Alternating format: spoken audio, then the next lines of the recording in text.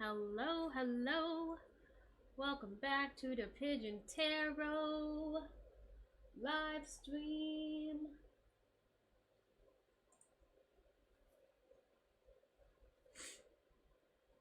Where we are still doing free readings,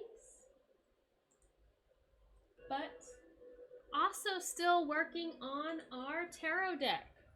I would at least like to get the Empress, who we are doing next, the Empress design down. And we kind of want her to involve watermelon somehow. So maybe an animal that really likes to eat watermelon. I don't know what that would be. Some animals I would love to draw. We love possums, capybaras. At some point we need to add a pigeon. Potentially a bison, but I don't know. But that's what we have so far. The Fool, the Magician, and the High Priestess. So next is the Empress. So we'll set that aside and work on that. And again, we are open for readings,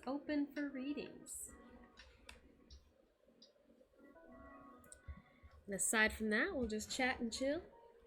I'm just gonna do our traditional deck so we can get some inspiration as well for the deck that we are creating as a community so that we can actually use it in our stream. I think that would be exciting. But we've got a lot of cards to get through. So the Emperor will focus on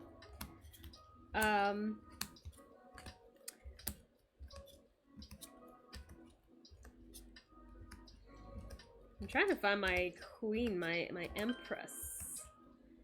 My Empress.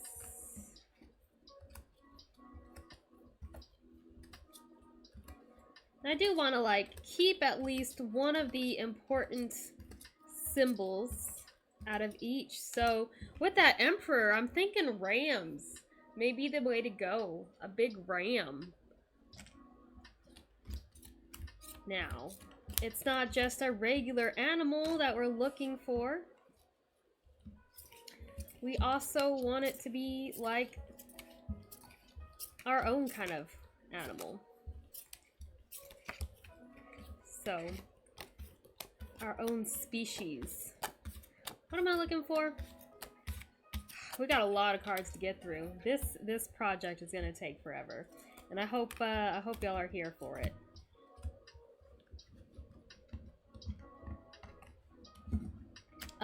Number 4.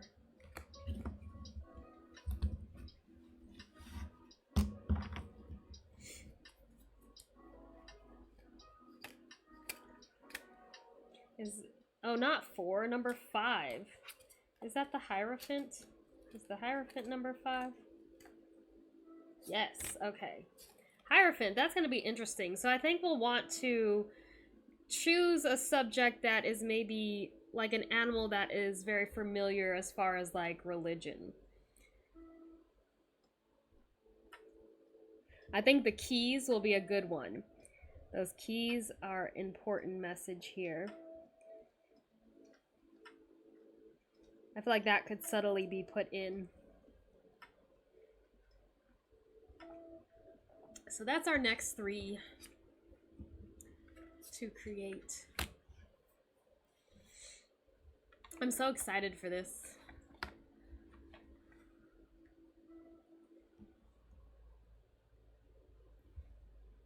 That makes me happy. Combining 2 of my favorite things.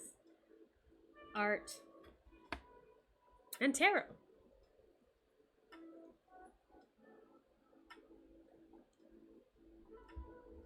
The Empress. The Empress, we want to go with a animal that's well known for, you know, being the mother. My first thought was maybe like a swan. I don't know, she just kind of reminds me of one.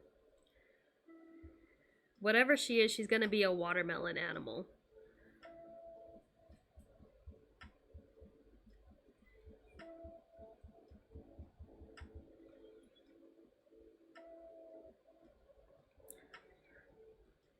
The thing that I get mostly, lion, I'm trying to avoid, like, I don't know. A lion we could do.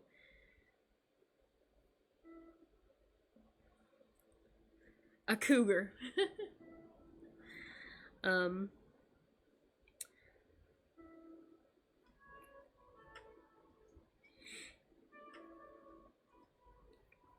And then elephants are known for strong maternal instinct.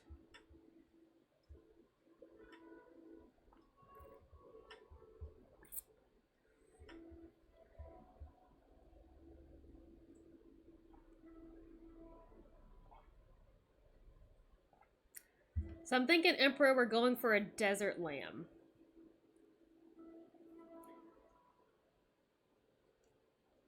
Well, there are lots of mountains here. I was thinking desert, but...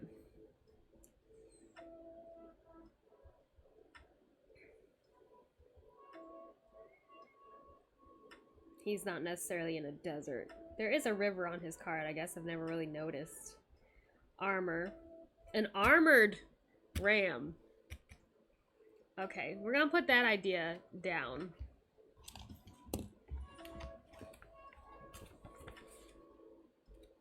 Is this the book I was working with? Yeah.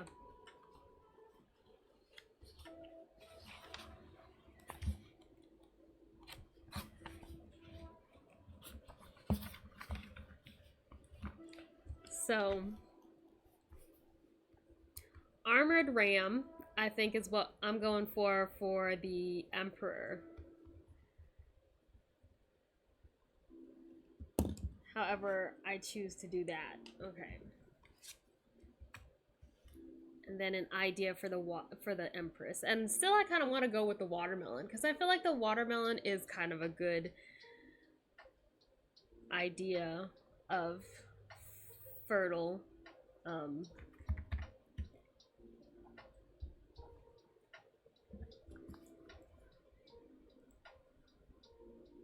I'm still like kind of hooked on the idea of a watermelon crown.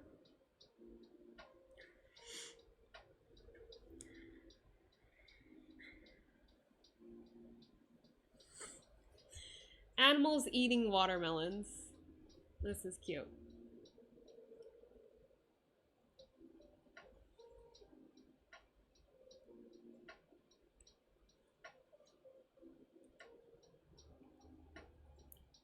Oh, look at the guinea pig.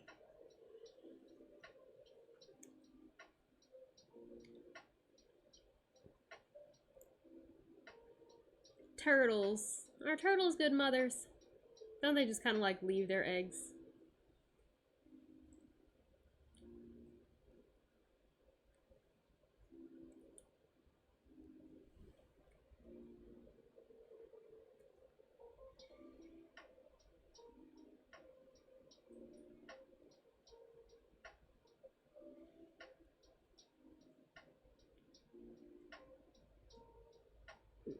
The elephant with the watermelon.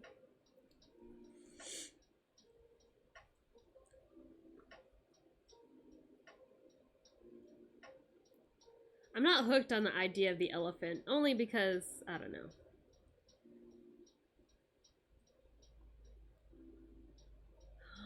Those are so cute. Okay. Actually making the elephant watermelon colored? Okay. I'm kind of like loving that. Those are so cute.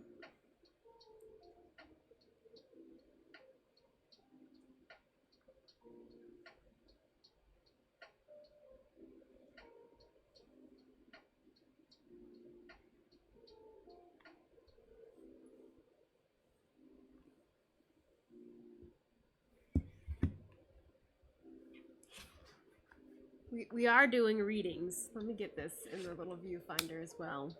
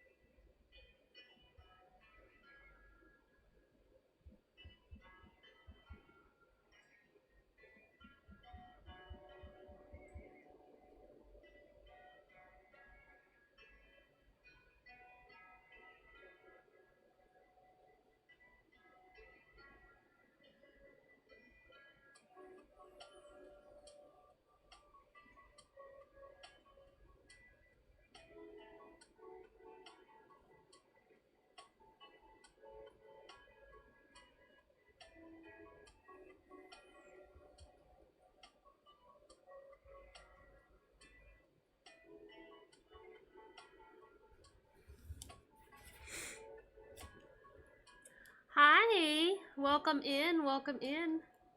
Feel free to join the queue.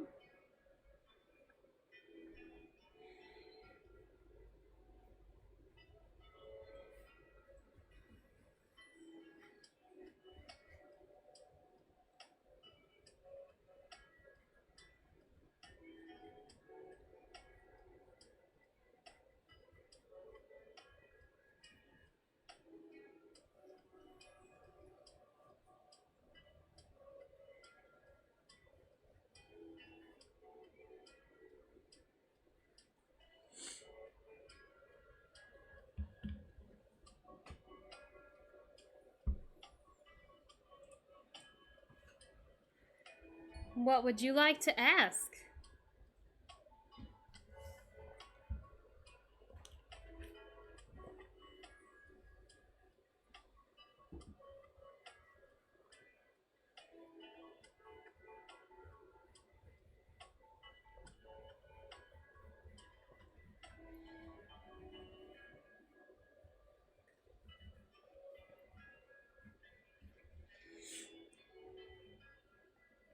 Just a general reading.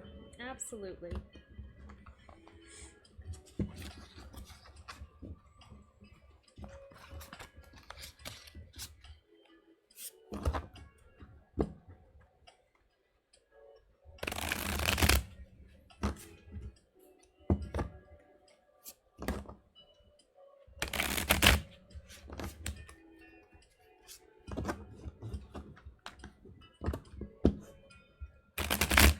General reading for Maze.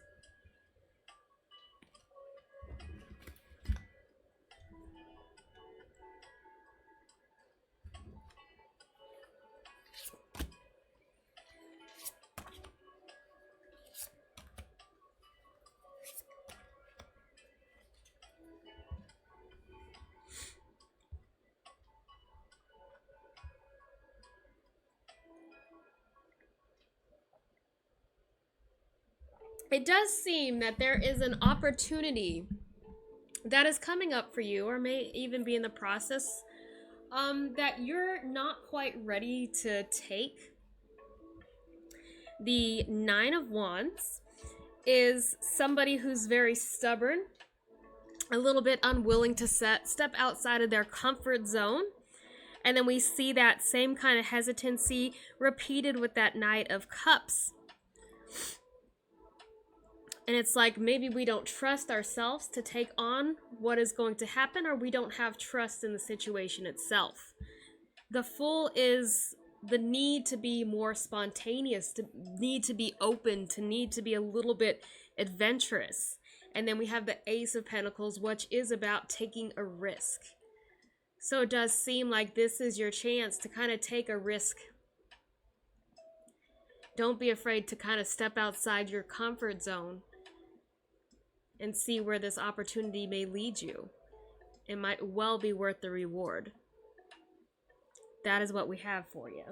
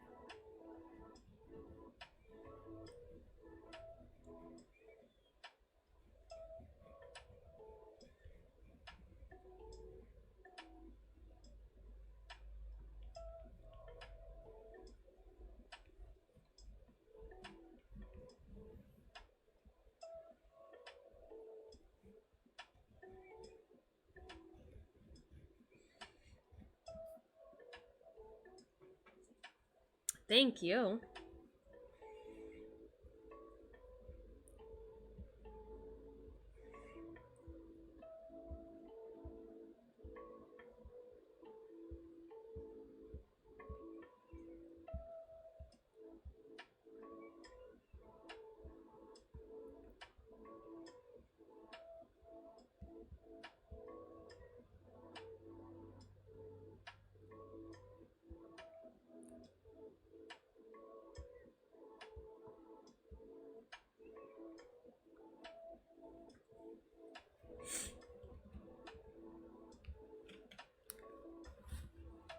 The little stream avatars. Yeah, I love them too. They're very cute.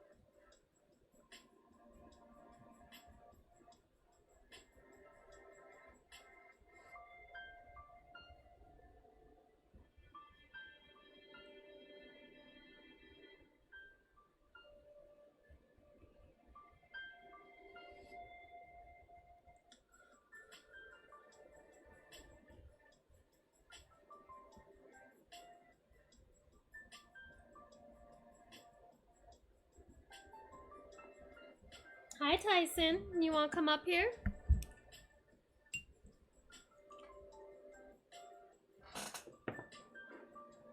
Come back, Tybug.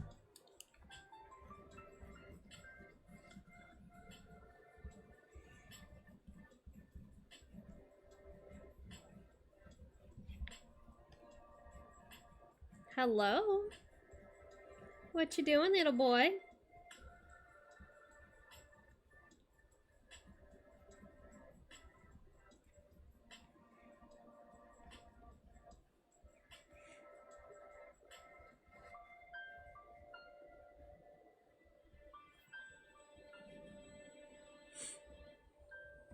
Hi, Aaron. Tyson. Bison man. Please don't eat my stuff.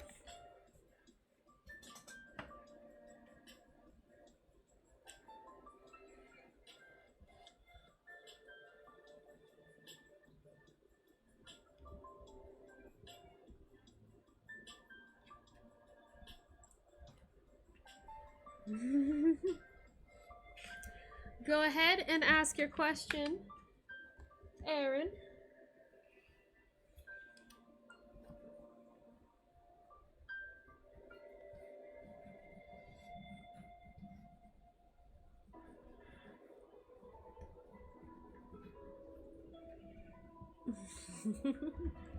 Thank you for joining me, Tyson.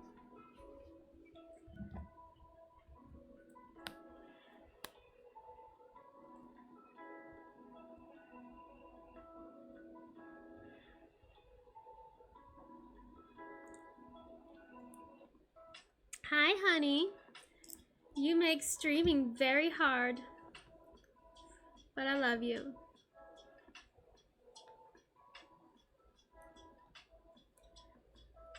Boop! You just got booped.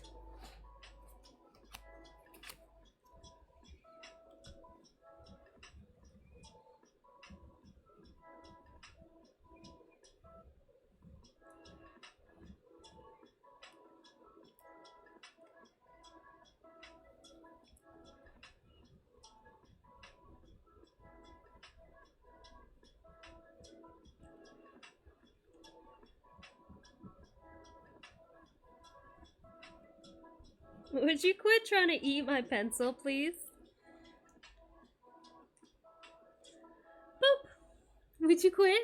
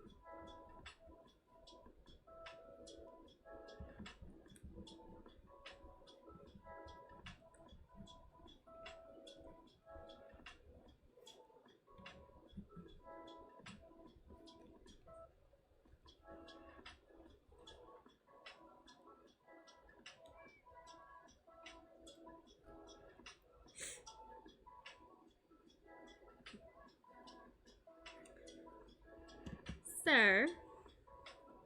Hey, you're kind of in Mama's way.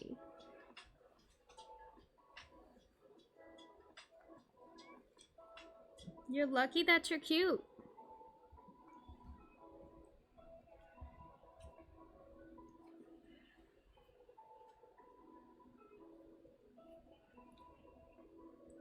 Leave my pencil alone, sir.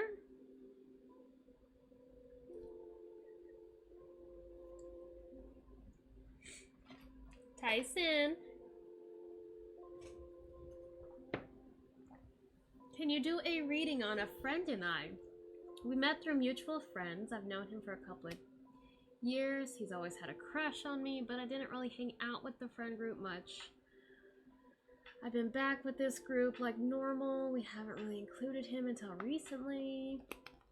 Invited you to hang out. You kind of friend zoned him in the past, but you do flirt a lot. Would he be good to take more serious? Okay. I like this.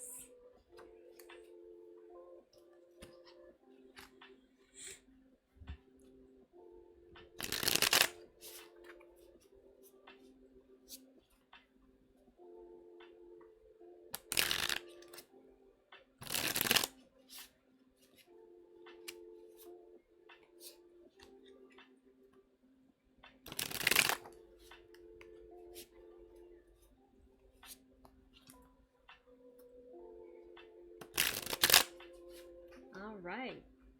Is this someone that Aaron should maybe take a little bit more serious?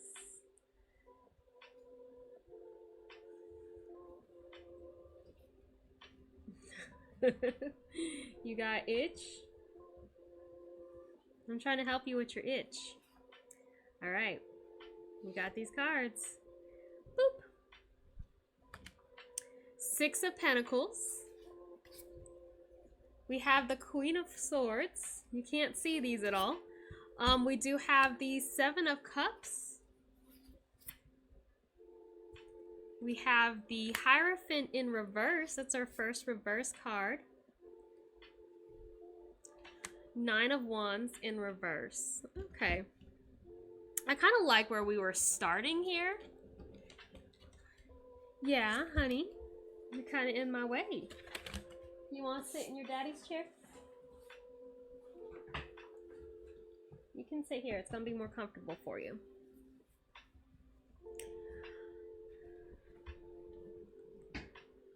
All right. So the Six of Pentacles, the card that we're starting with, and the Queen of Swords does seem like this might be a logical choice. Like maybe we should explore this.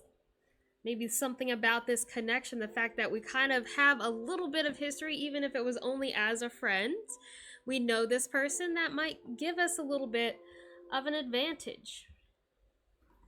Now, the Seven of Cups normally is about the different possibilities that we can take in life, imagined or real. So, to me, that is like maybe this might be something that you should pursue. Even if it leads to something, there may be something good that comes from it. The Hierophant is interesting, a card of rebellion. Not quite sure what that means in this situation. And we have the Ten of Wands in reverse. So, to me, it seems like maybe exploring this connection without putting too much weight on it, right?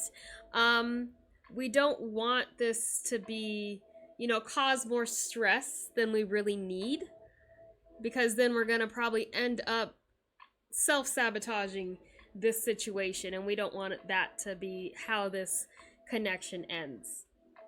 I do think that if you are ready and willing to, that yes, this is something that you should maybe take more seriously, but only if you're at that point. It could blow up in your face if you're not ready for it. So that's what I got.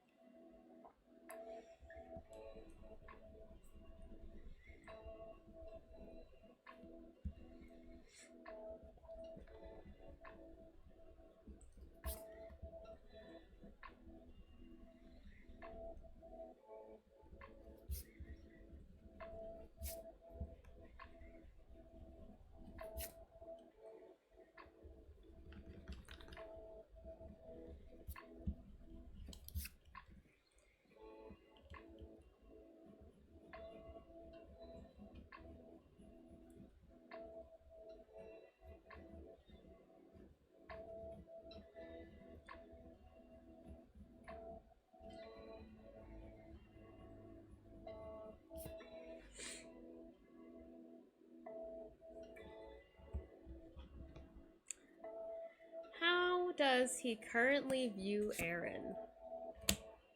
Ace of Wands. So there is some exciting energy with that Ace of Wands. We might have some eagerness, some inspiration, but the world in reverse, maybe that previous experience has him not like viewing you in the best way. But I think with that Temperance, you know, it's not too quick or not too late to kind of change his opinion about you. So, you know, he may have, you know, wanted to flirt with you. That Ace of Wands is a flirtatious energy. But then when, you know, it didn't lead anywhere, we may have just been like, okay, we'll just let this go. But Temperance is good at restoration, restoring that balance, restoring that connection. So there is hope, hopefulness that maybe we can restore this. So I do think he wants to try to reconnect here.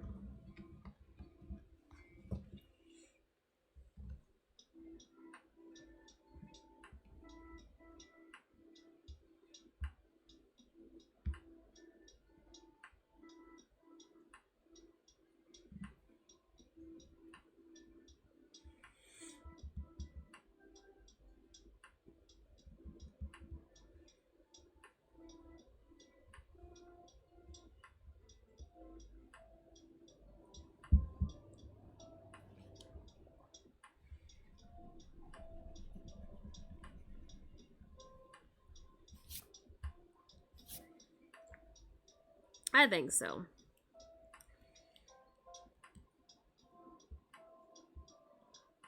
Very cute.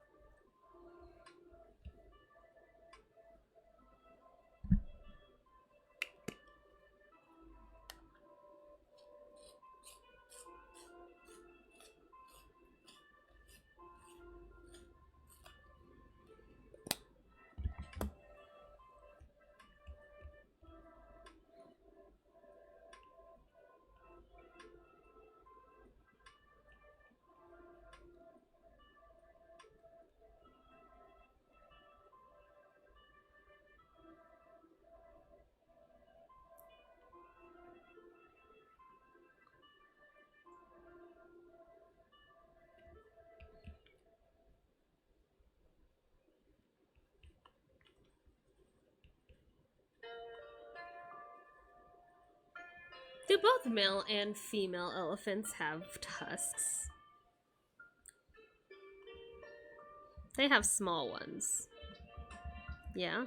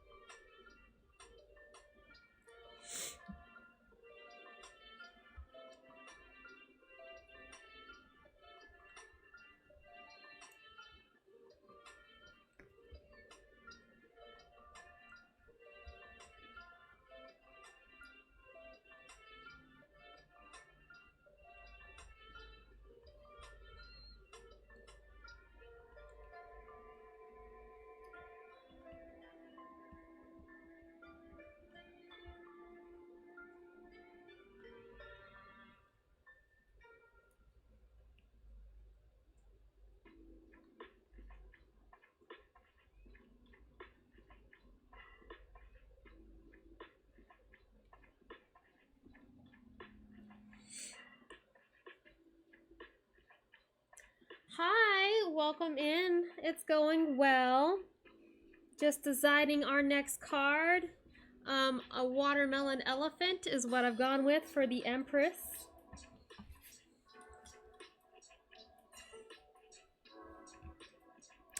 Done a couple of readings.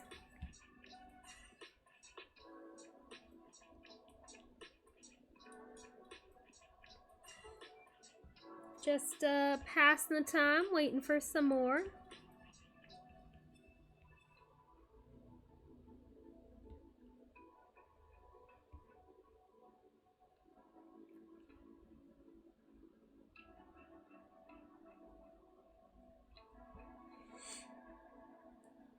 Watermelon sounds fun. I think I want to make this ear a little bit bigger.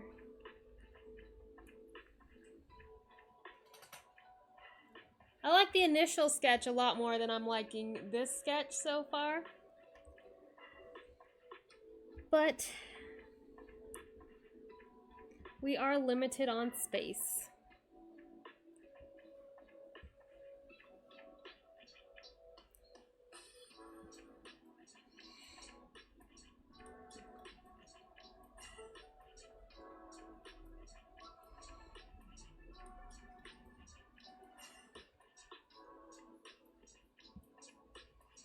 The colors are really what's gonna make it pop. Yeah, they give extra cards for oopsies. But we don't really plan on having oopsies, do we? I kind of like this tree here. This tree design in the background.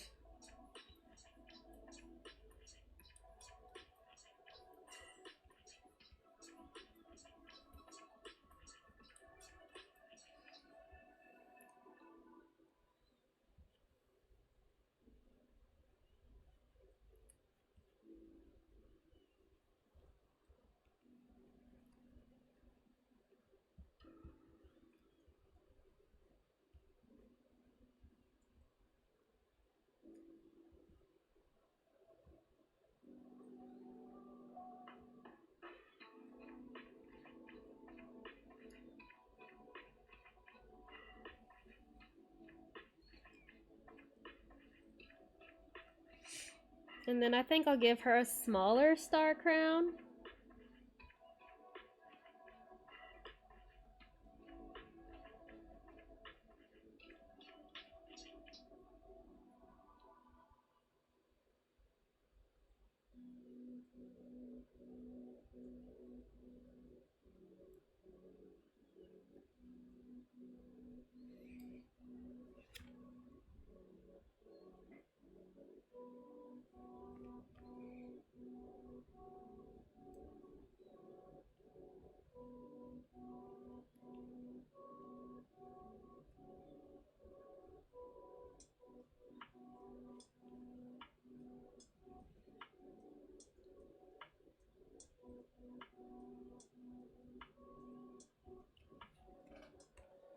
I don't know, kind of cute.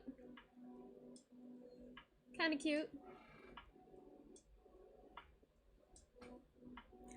Eyeball things and whip them out. Not all the time. Not all the time.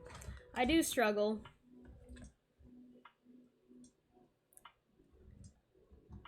With some things.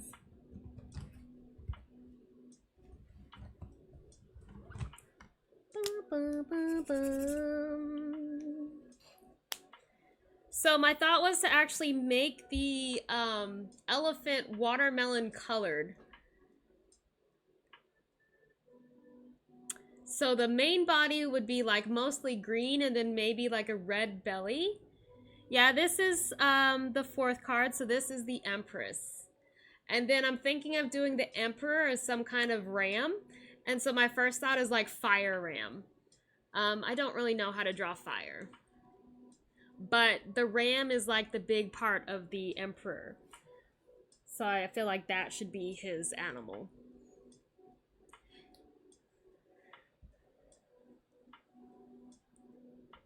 So do we go with the watermelon colored elephant is the thing. Because the whole premise was that this was a watermelon elephant.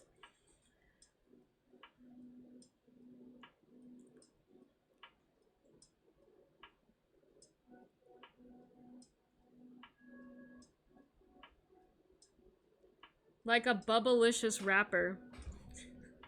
I used to love watermelon Bubblicious. I don't even think they make that anymore, do they?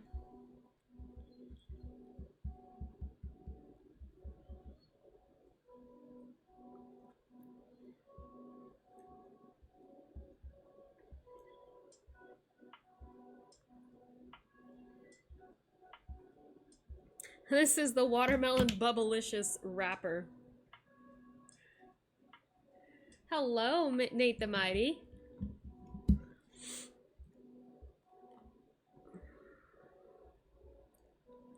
So I wonder, instead of doing the red though, I like this. So instead of doing red, we do more of a pink watermelon, because I was worried that the red belly might make it seem like bloody, like she was sliced open. So I kind of like the idea of going with a pink for the watermelon. Okay, so I like these colors to start with. And then I wanted to keep her little Venus or Athena, whatever this is, this shield. Yes, Quinn. I am open for readings. We're just working on our side project in between. So the inside of the ear is going to be pink. And then I'm going to have, I don't really have the chest showing, but that's going to be pink, and that's kind of going to lead up, I think, like this pink.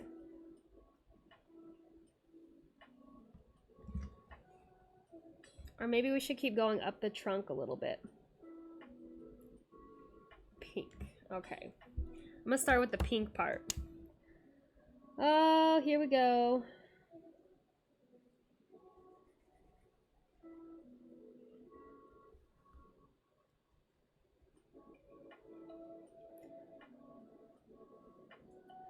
I might keep the tusk green.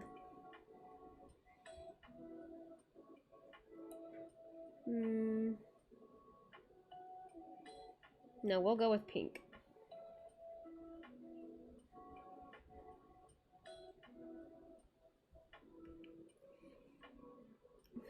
As much as I didn't want this to look a little gory. It is kind of odd.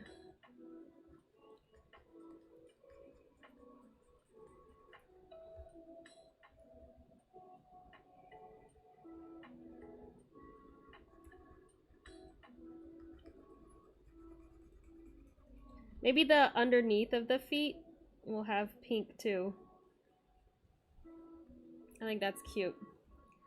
And then I wanted to have this red, and this will be the more watermelon red draped cloth.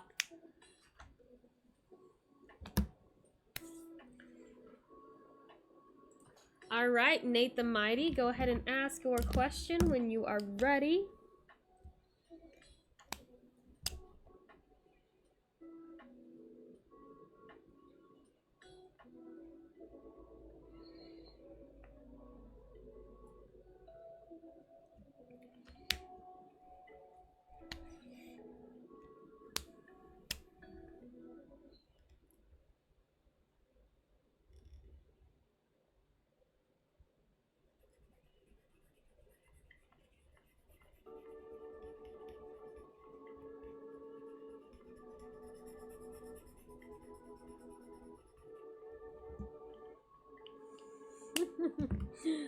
Oh, this is ridiculous looking.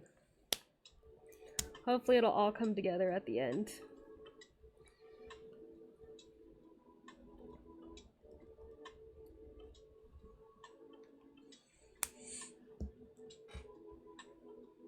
Is your new friend group good or bad for you? It's been stressful, but I have this feeling that I just like they need your support. I may need theirs soon. All right, so you feel like this is kind of one-sided for you?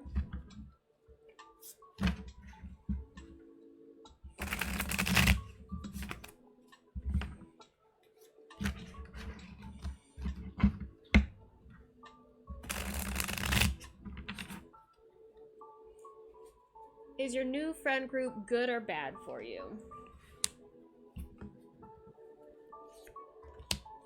Ace of Swords. The Seven of Wands. The Wheel of Fortune. The Ace of Pentacles.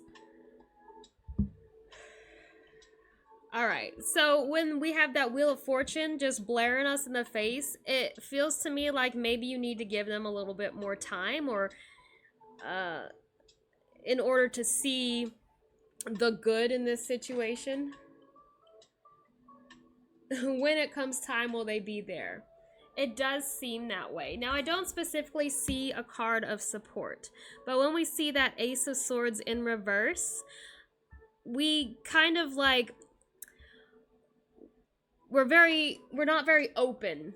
So our first judgments, we're kind of like sticking with.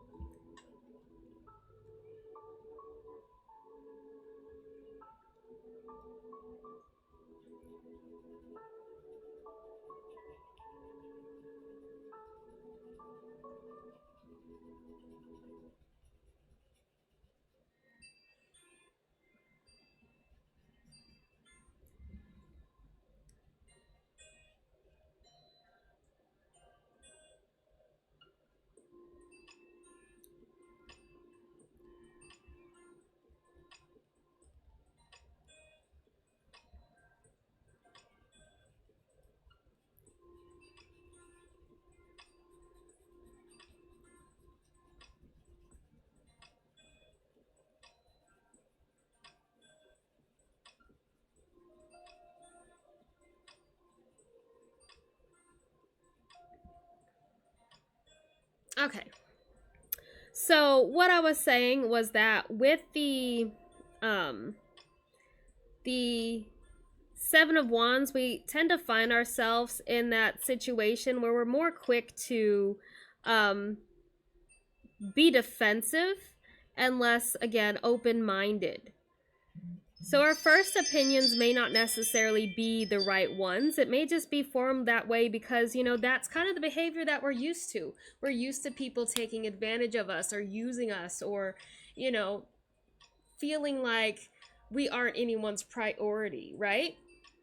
So I feel like your just normal stance is what's giving you that hesitation. But I think, again, when you see the Wheel of Fortune, when you've had some time with these people and you kind of really see that they're going to stick by you, I think the Ace of Pentacles will show you really their value, what they're worth to you, and the opportunities that they can offer you. So give them an opportunity, give them a chance to be able to be in that position where they can step up and really kind of prove that they aren't just there to take advantage of you.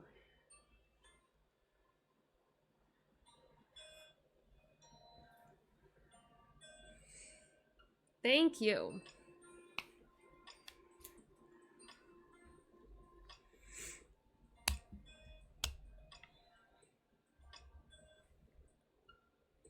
I'm probably like one of the worst people when it comes to like judging too quickly just based on previous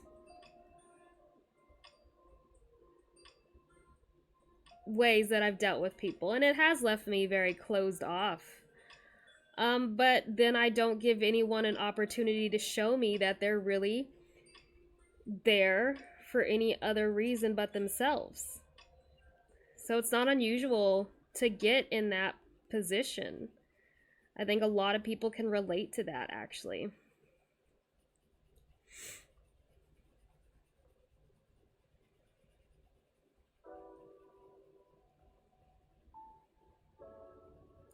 But, you know, even as I've gotten older, I kind of realize once I've moved away from immature people that, you know, people are actually out there to be nice. They're not necessarily out there just to find a way to use you and then ignore what you need, right? And a lot of times it does come with age, and they need to learn themselves how to be better people.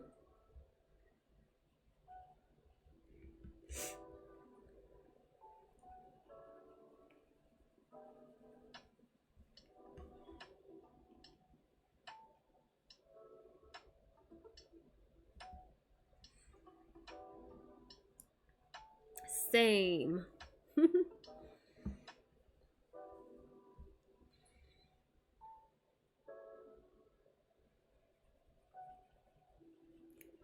You get to a point where it's like, God, it's just easier to be alone. And then you don't have to worry about anyone messing with you or, you know, taking advantage of you or just ignoring you.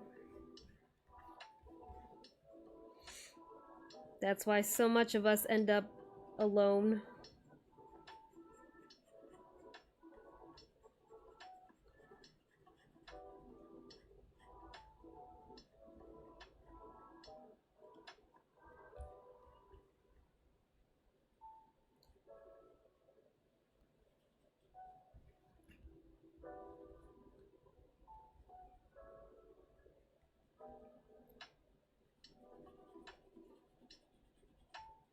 This is looking pretty weird.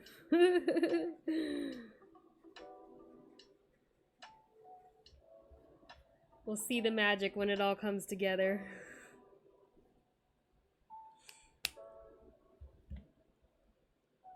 You're burnt to fudge out on giving people chances. I know it. I've been there.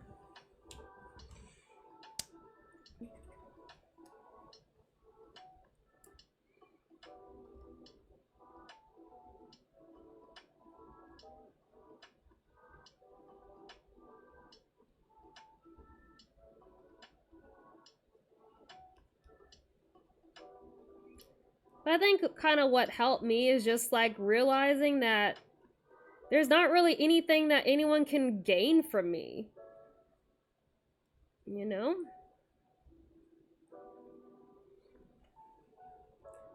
Are you going to be better off if you take advantage of me? Probably not.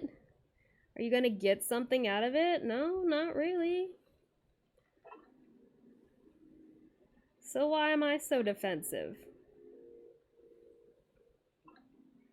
I've moved away from those toxic people.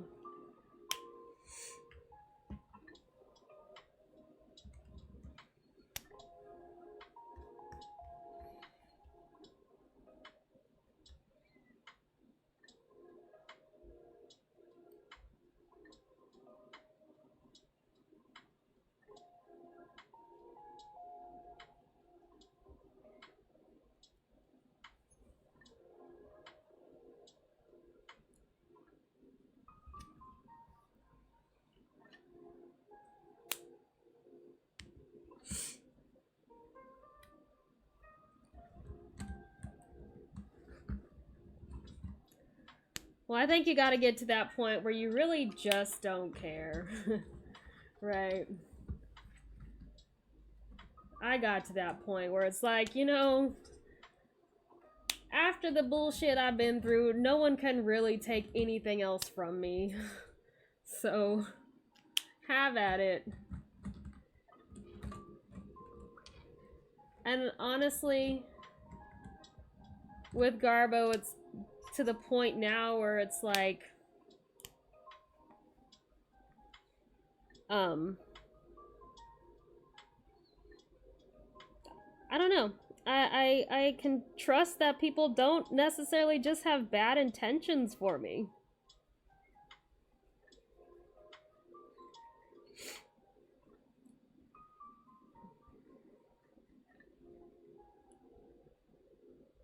As flawed as people are, they don't always make the best decisions or do the right things.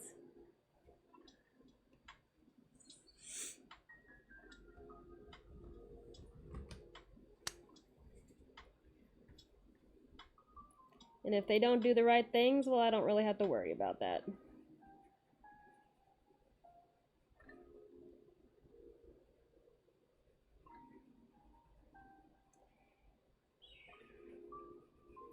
That doesn't make me any less.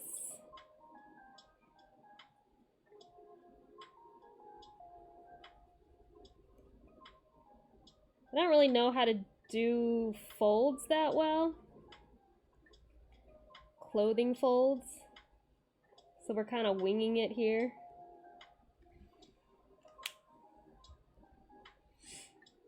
I kind of need a gray. This is so weird looking.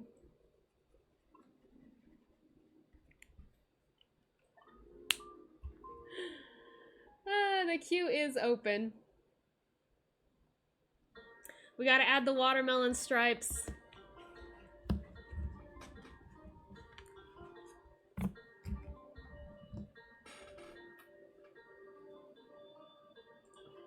All right, Vsauce.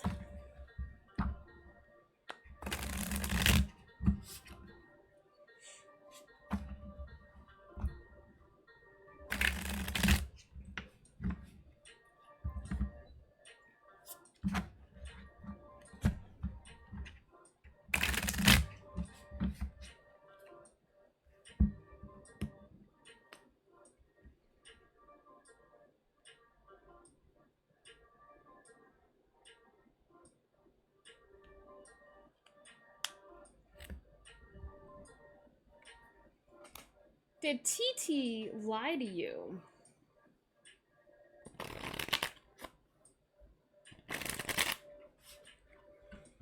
The only problem is there may not be a simple yes and no answer to this question.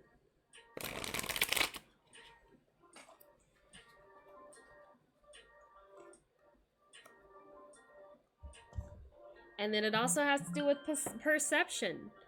Did they think they lied to you? I guess what's better is, did they have ill intentions? to what they said to you? Or were they trying to hide something from you? We'll see. Did TT lie to you? The Devil. Oof. The Star. The Four of Cups. And then the Seven of Pentacles. To me, that would lead me down the road of deception, and it did seem like more for their own personal gain. But maybe with that Devil, they weren't completely in control of their actions. Maybe there was something else that was kind of pushing them towards that lie. But that Star, we don't have very much hope. It's very pessimistic, negative. With the Four of Cups, it is about self, being selfish here. And then we have the Seven of Pentacles, where there was something that we're trying to gain. So it does seem a little bit self-motivated, but also they may have been kind of pushed or trapped in a way with that Devil card. They may have been put in a position where they felt like, I need to lie. So someone else may have been kind of pushing them along here, but they were also a little bit self-motivated as well. And maybe just they didn't want to be, you know, put in a bad place with someone else or something. But to me, this looks like, yeah, they probably lied to you. But give them a little bit of grace, maybe a little bit of understanding, because I don't think it was their own decision, though they did have something to gain from doing so.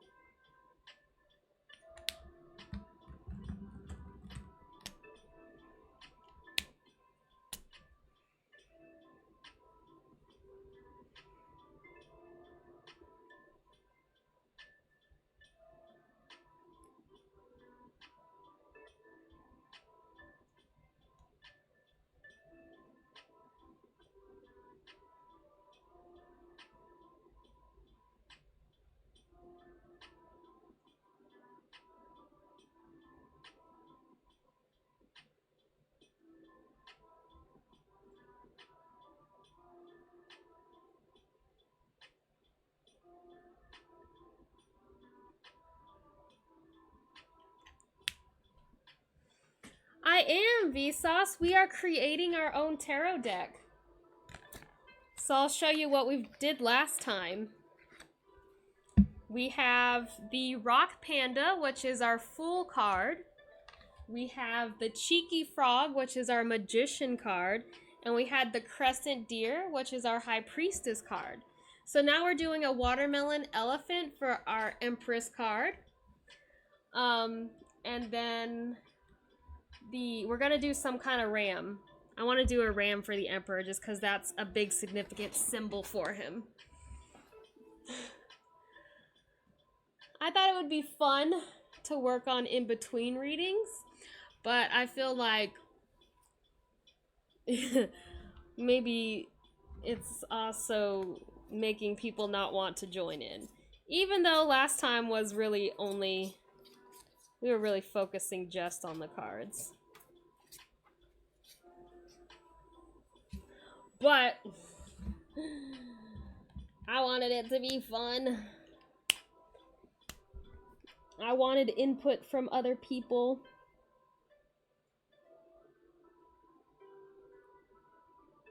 Trying to do his little star crown. Thank you. I think it'll be really fun, and it's 78 cards, so it's going to be kind of torturous, but I think it would be really fun to actually do a reading with this deck that we've created. That may just be me, but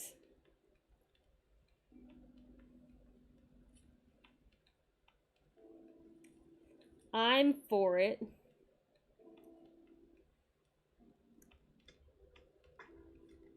I'm trying to get back into art again.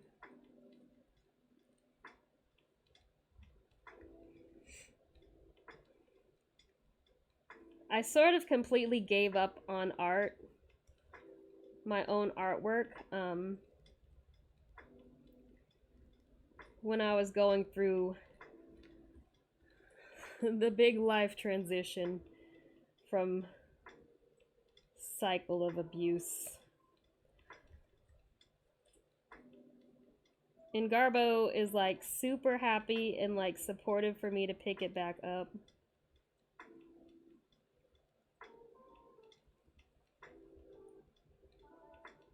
I'm trying to convince him to let me teach him how to draw. But I don't think he's there for that.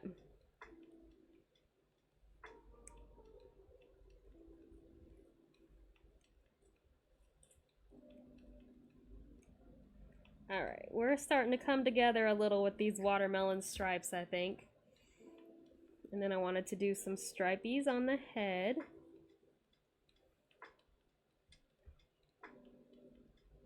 Maybe one under the eye.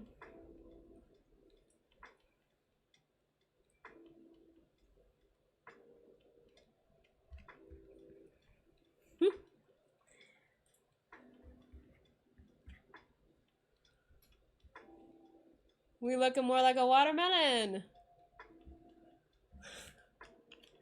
I do want to darken up kind of the inside of the ear. Ooh, that's too dark. Ooh, that's too dark.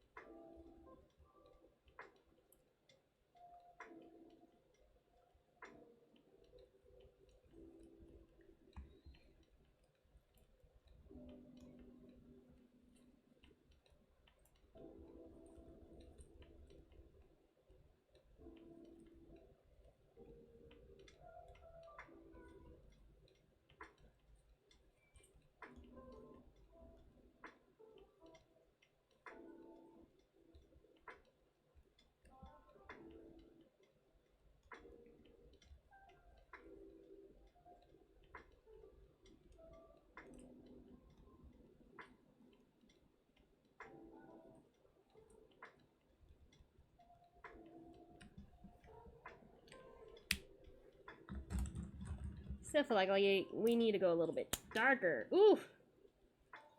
Some of these markers have not lasted very well. All my art supplies are like, pretty much like 5 years old.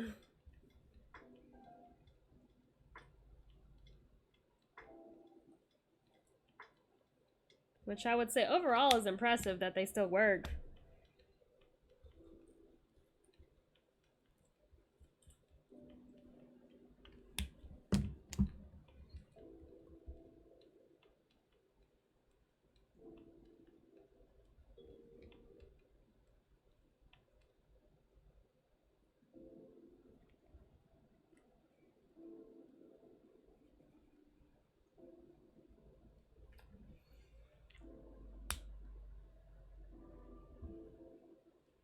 I wanted Garbo to help me to create this deck. So I had him, you know, give a suggestion, and his first suggestion was making a Garbodor army.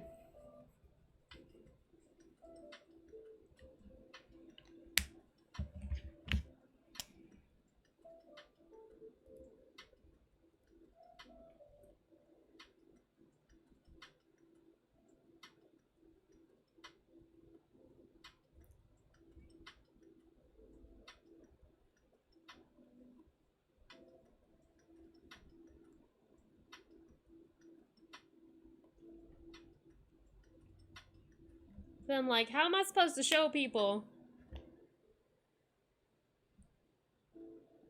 Garbodor army? How do I pick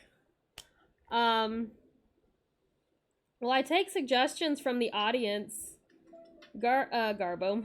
Apple was the one that came up with the cheeky butt frog. And he kind of helped decide on the panda as well.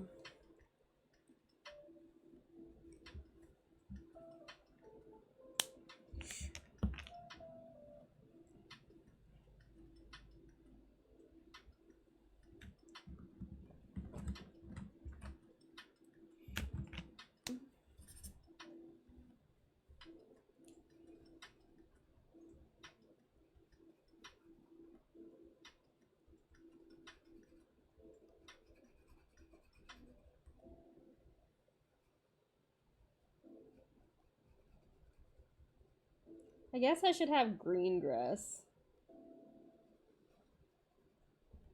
Maybe we'll kind of move it into this more olive shade.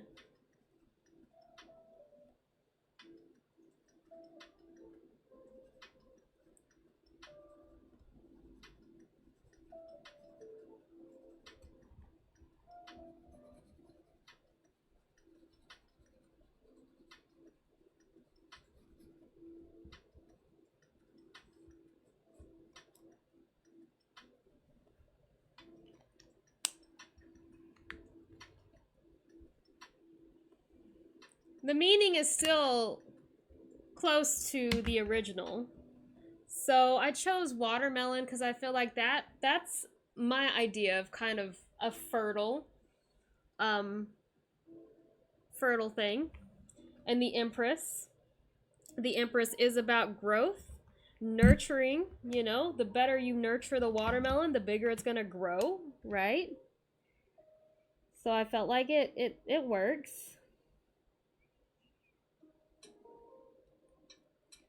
The panda is kind of foolish, so that's where we were going with the panda. Should I do watermelon seeds, I guess? Is that gonna be weird?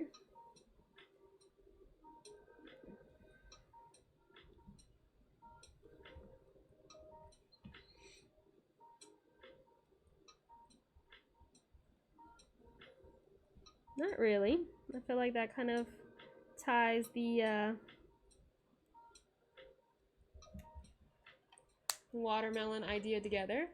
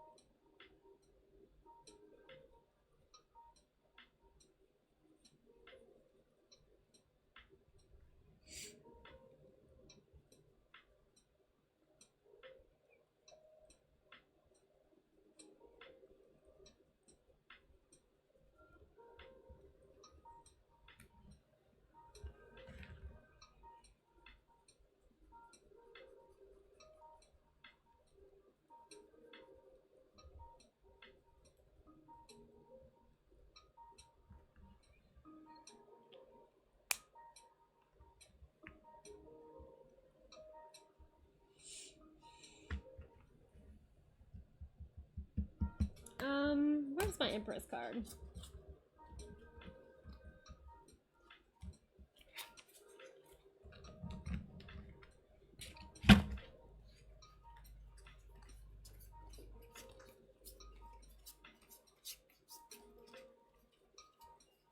There we go.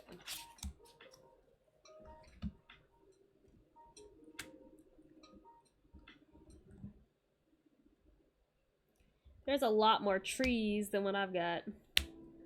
A lot more of the darker trees.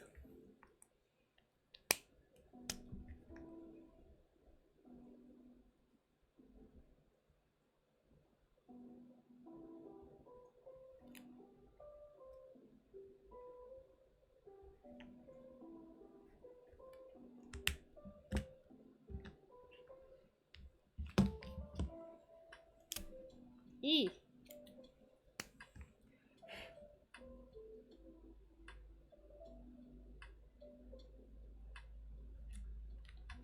This is what happens when you don't use alcohol markers for years and you don't store them on their side.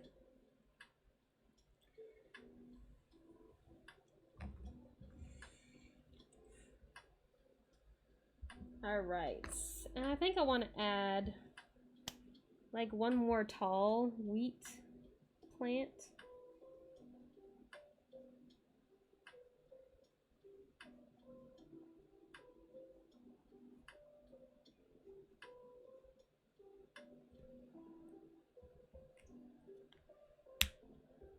Oh, and I totally forgot. I'm gonna get you. I'm gonna get you, Morphite. Morphe. Morph. I don't know.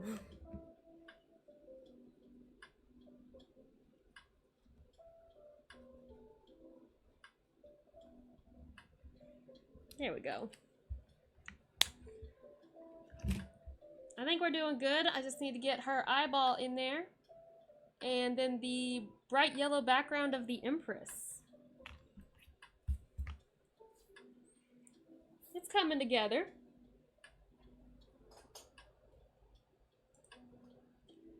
Morph. I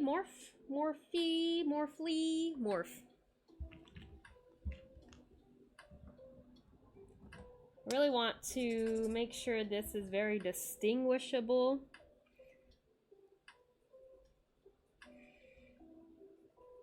From our little wheat field.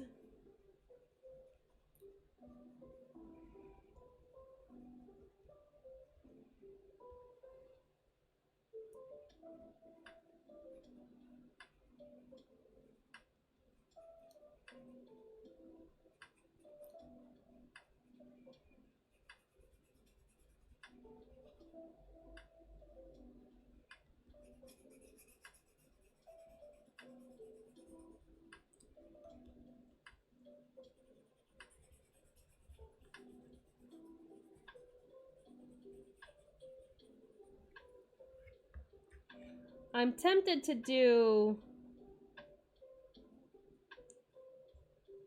a fire ram is what I was thinking of, but then I'm like, I really don't know that I can make fire.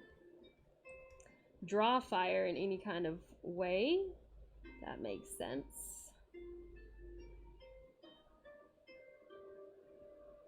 You know what? I want to add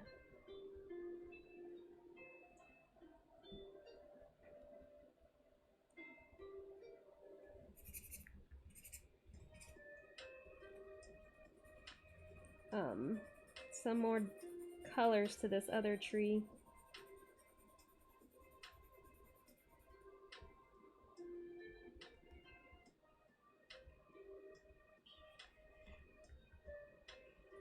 And then you don't see it yet, but there are stars on her crown that I will have to outline.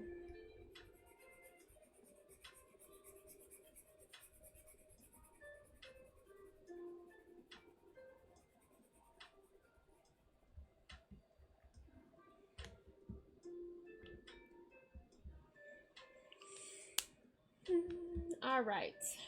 Your situation is messed up. Basically, will your ex come back, and could you look into his energies towards you for some reason? I'm pulled to him despite him telling me he doesn't like me and being very harsh. A Taurus. We're both in respective relationships already, but you want answers from the universe.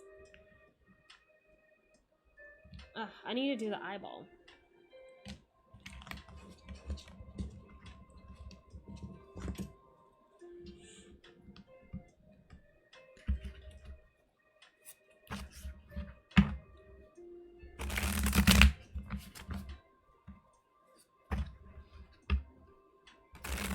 wasn't so sure about the watermelon elephant at first, but like I'm starting to love it. Also. Okay. Can we see the energy between Morph and their ex? Four of Wands, Page of Swords, Seven of Wands, Five of Wands. Okay.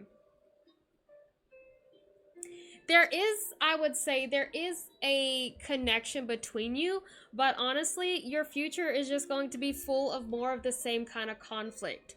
So I do feel like there is some kind of underlying energy. Either that your ex is like really struggling with, or just like the connection between you is conflict.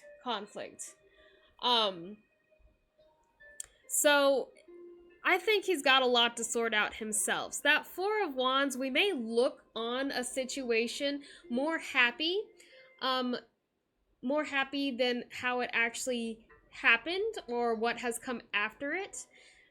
Because when we had that Four of Wands at the beginning, it's a very different picture than what we have at the end here. So we do gotta worry. Things are not gonna ever be as good as they were at the beginning. And we can't really expect things to revert back to a happier state. So it is going to continue to be conflict here. The Page of Swords, you know, you're always going to be drawn back into that energy, and I think they are still also drawn back to you. There's something that still has us kind of hooked on, some curiosity. It's not really, I would say, born in the most mature sense. Just kind of like this constant, like, you know, every once in a while, I'm thinking, what is this person doing? Why am I thinking about them? Is there a reason for it? Like, this is going to continue to happen as you move forward with your lives. But in the end, we have the Seven of Wands, which is a very defensive card. We're not going to let our guard down. We're not going to change. And then Five of Wands, we are going to continue to create conflict in this connection. And they may even be intentionally trying to create conflict in the connections that you have in your relationships, apart from them. So overall, this feels like we need to mature and move past this situation because it's not going to get better, and it definitely is not going to be, if we were to jump back into it, it's not going to be anything that's going to bring us happiness. Will your ex come back? I think he's going to always have that sense of what would happen if we were together again. But I don't think that he's necessarily going to explore that in any kind of meaningful way.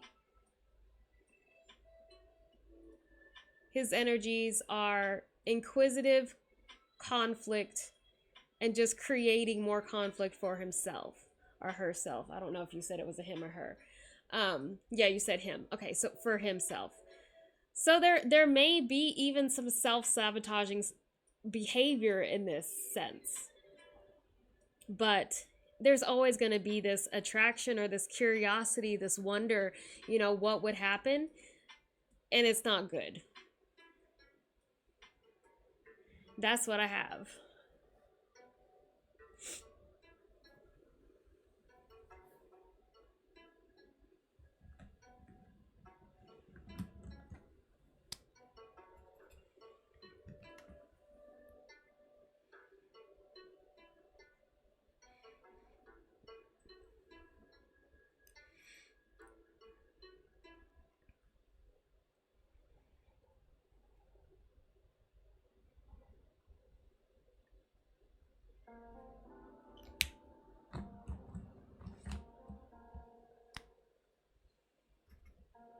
How does he feel about you dating?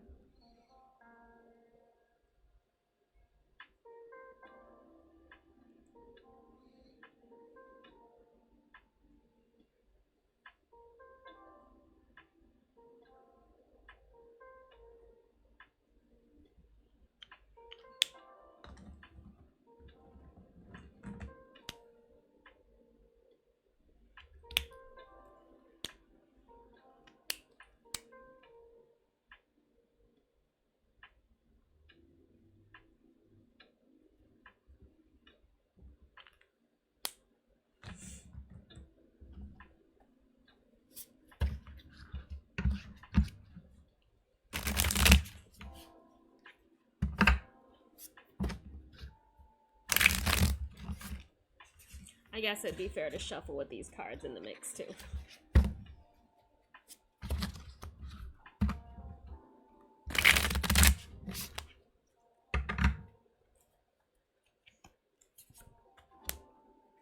Nine of Wands.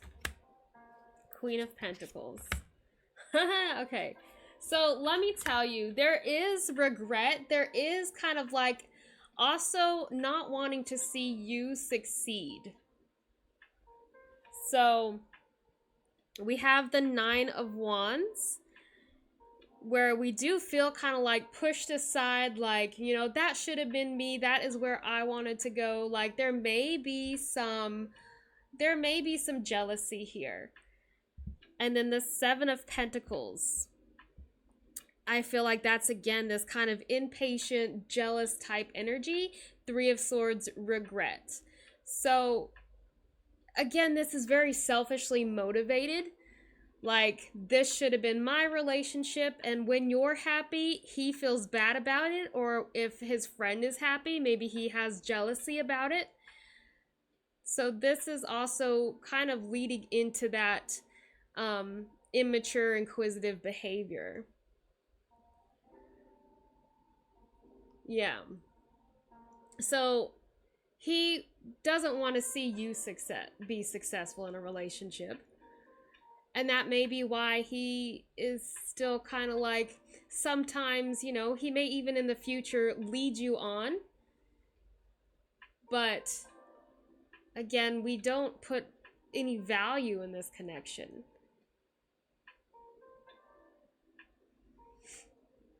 So it's just that immature, I want what he has, or I want this relationship because this is what I deserved, or something like that. It's not healthy. He's always gonna take this as kind of like regretful, harsh lesson, something that he's having to go through, that he's having to deal with. It seems very selfishly motivated all around.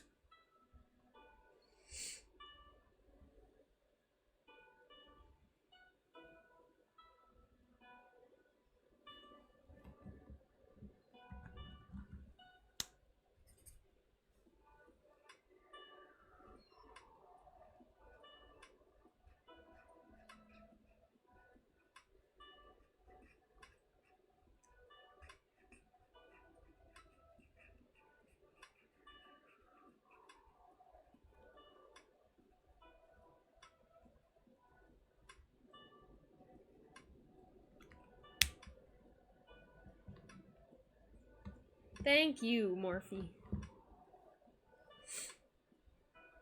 Also, Vsauce, yeah, you can rejoin the queue. I don't think I ever answered that.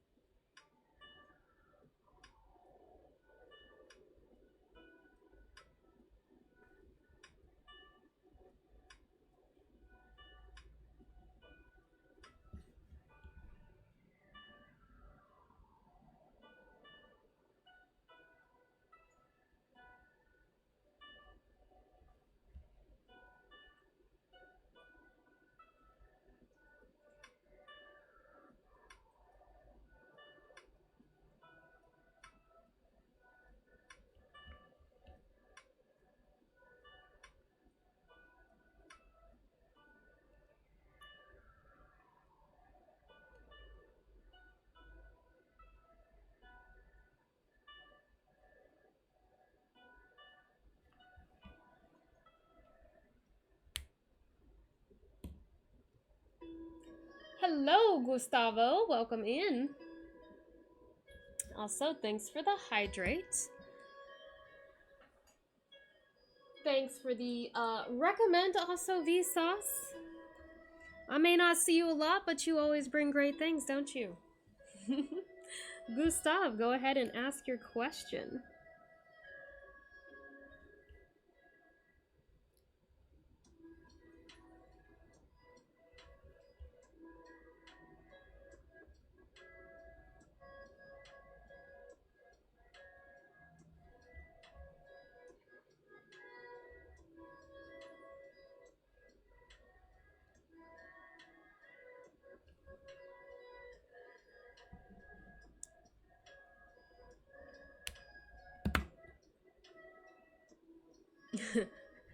You're talking to anyone? Is that what you meant?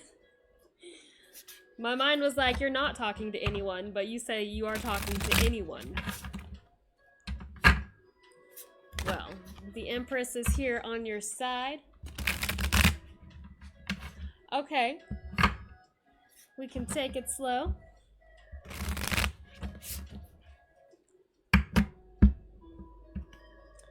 Love reading for Gustav. The Wheel of Fortune. The 10 of Swords. The 9 of Wands. The 4 of Swords. Okay. Very simply, your time will come.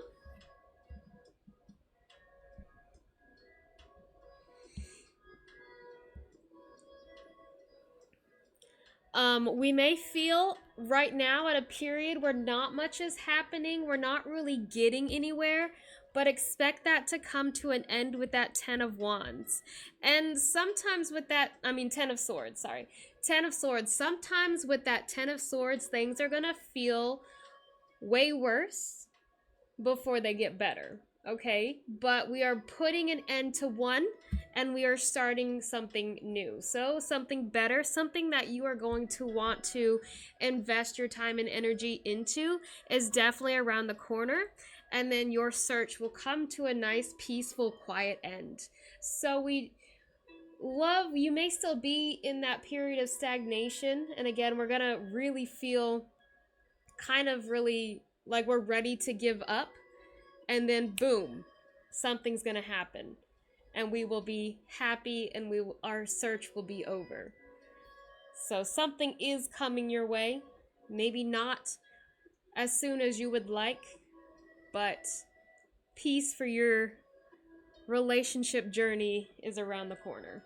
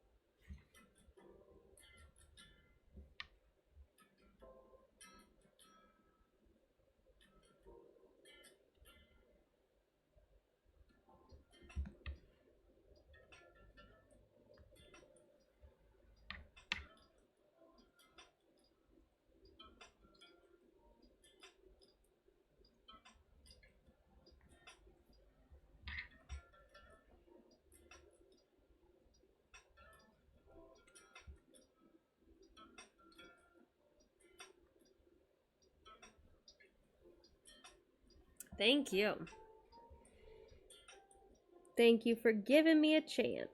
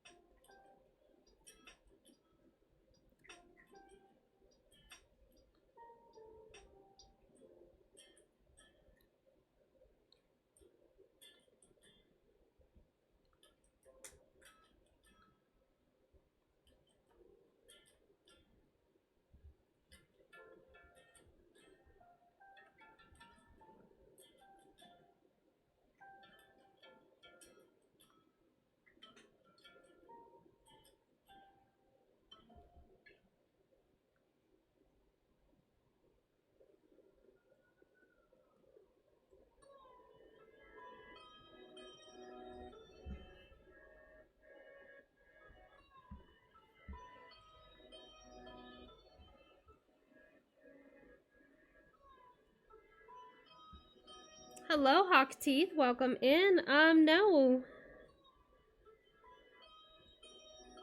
You can join the queue.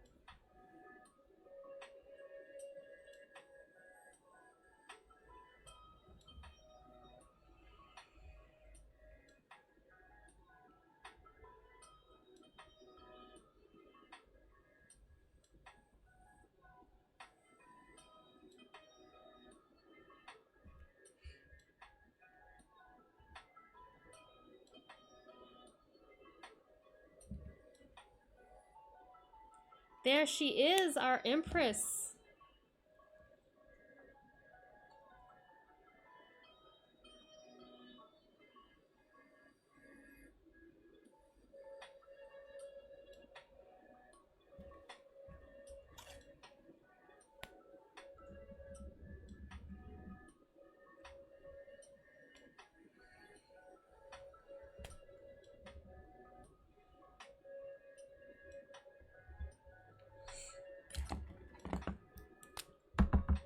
Hmm.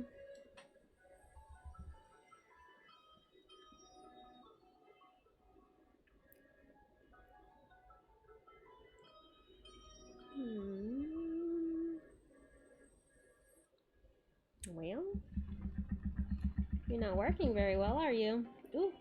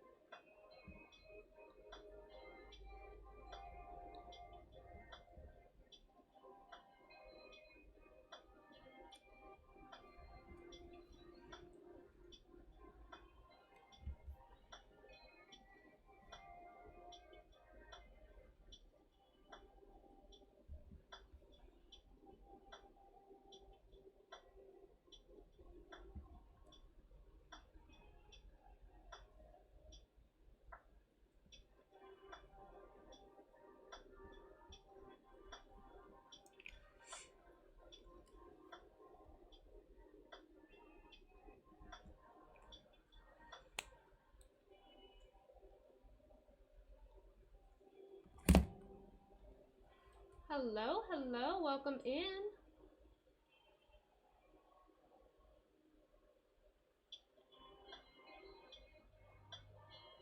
Saturday news, it's exclamation point, join now. Been a minute. All right, Sylvie, you're up next.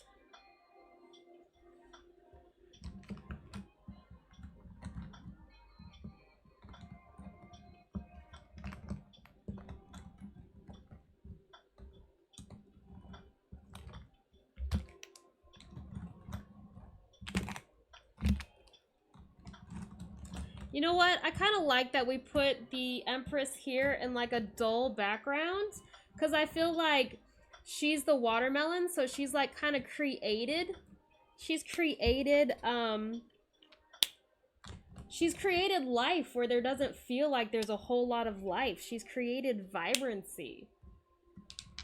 Look at that underlying message. That's why we love an Empress. Okay. I love her. She came out a lot better than I expected. And she got my watermelon. Tea and melon is the inspiration for that, by the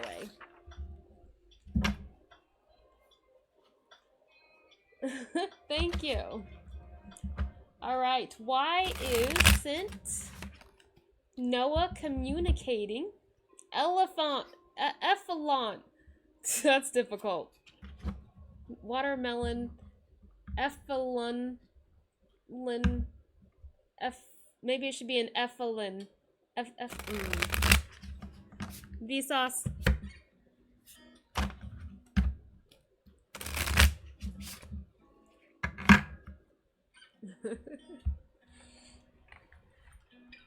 Let's see how the queen looks here with the rest of her buddies.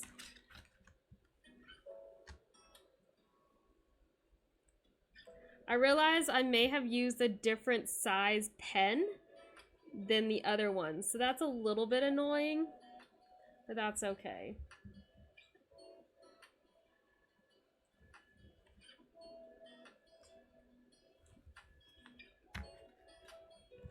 Or maybe I pushed down harder than I did on the other ones.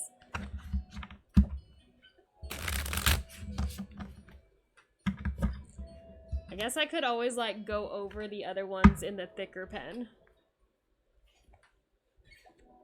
Pigeon deck. All right. So why isn't Noah communicating with you?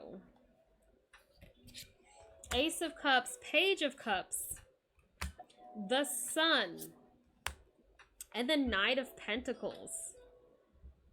This would seem like it is something that they are going through themselves. Now that Ace of Cups is a want to communicate, to be able to connect with people, to be open. That Ace of Cups is all about openness, but that Page of Cups is where we turn around and that becomes more self-defeating or childish. So it's a want to communicate, but maybe not the ability to do so or the maturity to do so. They're getting in their own way of this communication. The Sun reverse is about, you know, not wanting to be open. We want you to see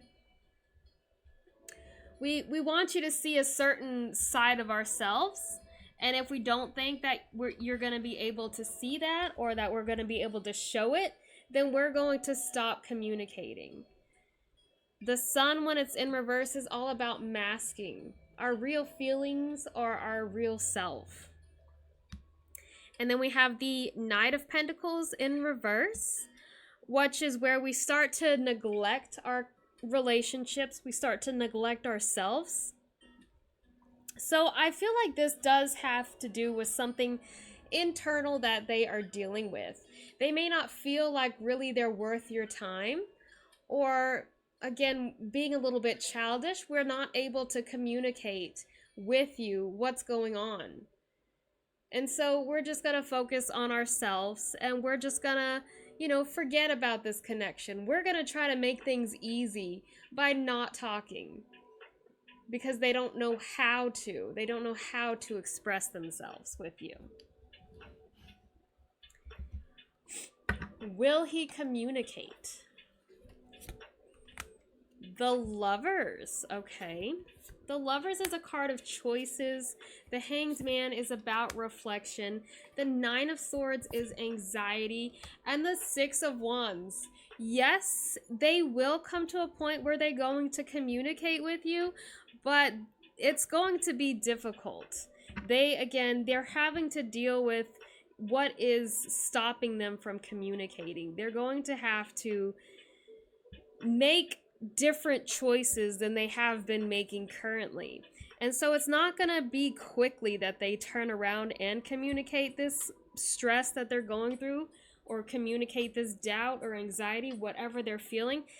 They're not going to be able to communicate that with you right away. So after some time of self-reflection, you will see them come back with that communication. Just not soon.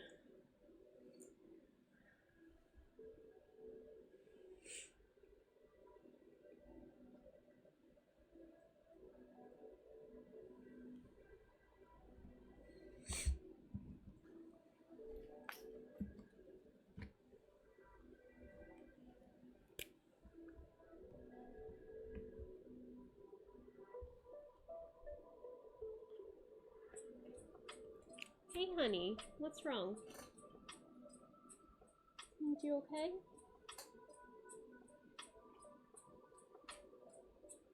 You okay?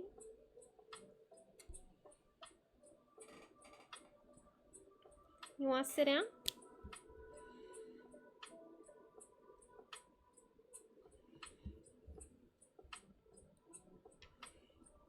Honey.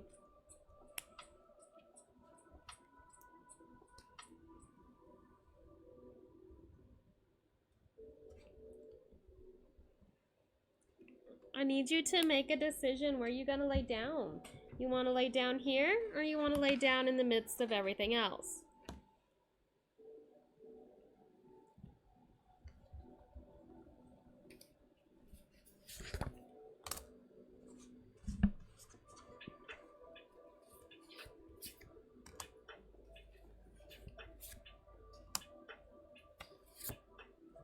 Right now, he is struggling with his own feelings towards you.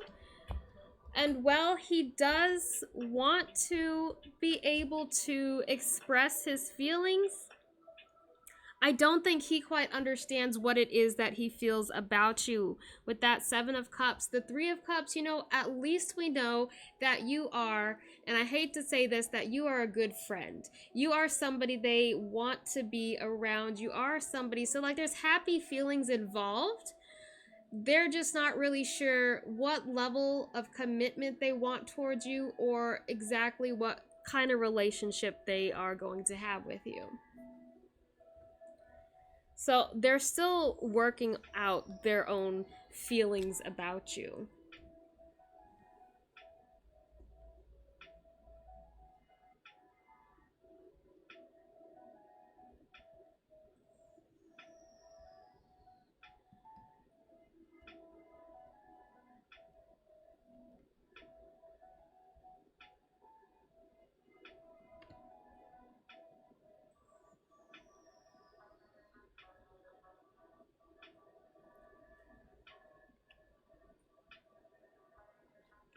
You're already in a relationship. Oof. So then we're bringing up kind of self-doubt.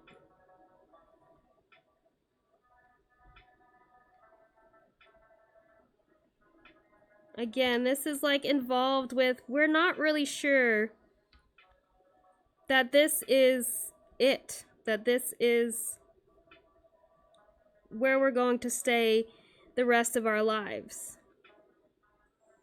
Again, they're still dealing with their own feelings and trying to sort out what it is that they want exactly. And I don't think they have that ability to communicate their own fears with you. I think he's struggling, like, you know, again, is this where I'm supposed to be the rest of my life?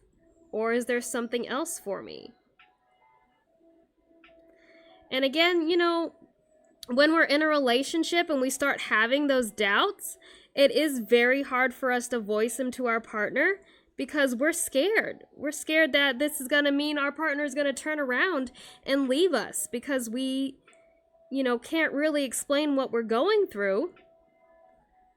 And it's not that we don't want to be in a connection with you. We're just struggling with our own self.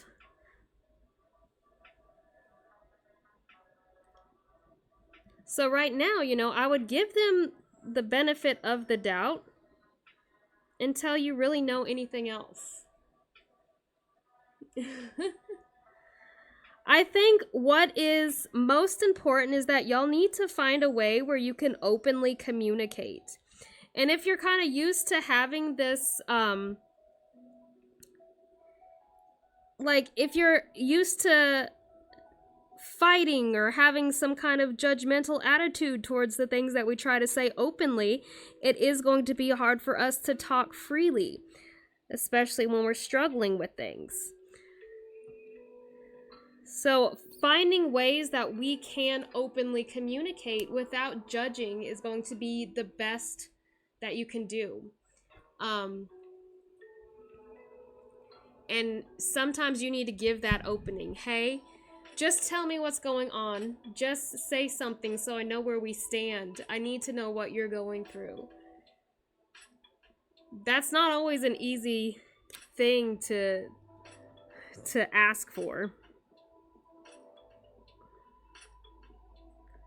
But I think an air of understanding from you would be important in this situation.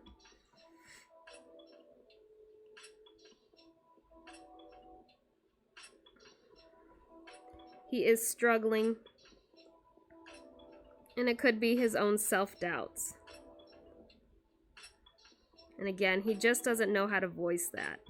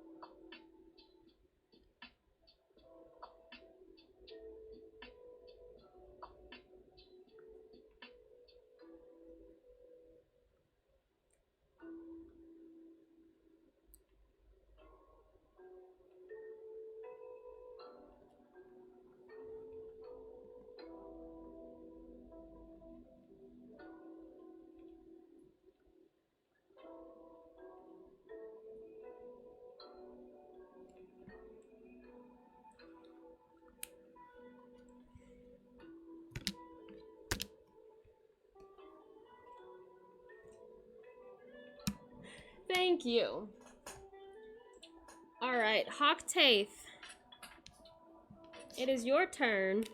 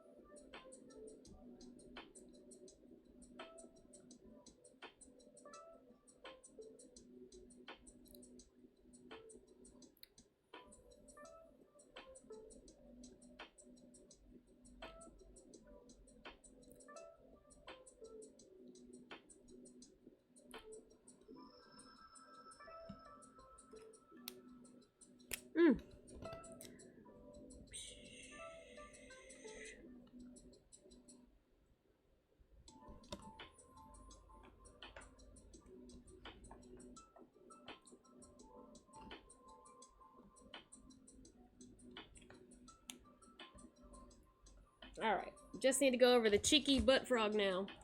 Okay. Thanks for the stretch. And the meows.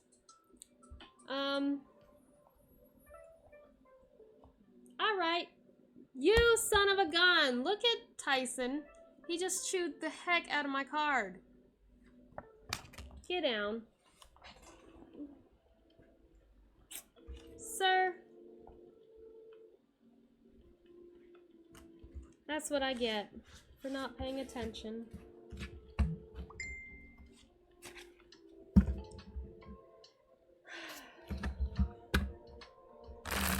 That's the third deck.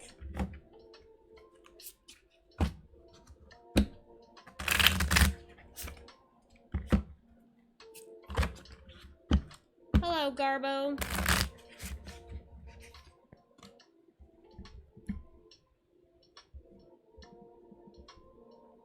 Look, Tyson left a whisker on my desk.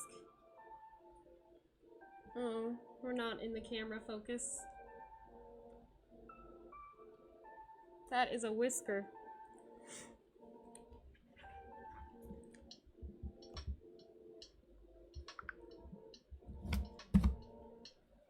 He needs that.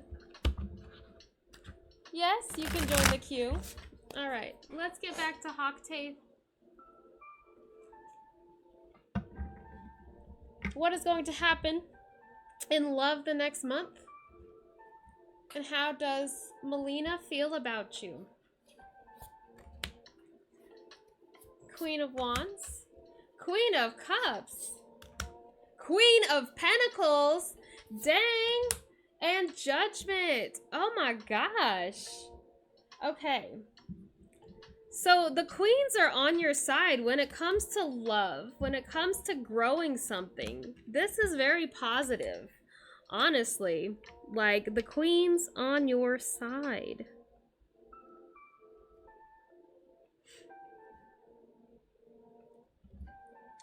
The Queen of Wands. Oh, sorry, let me scroll down here.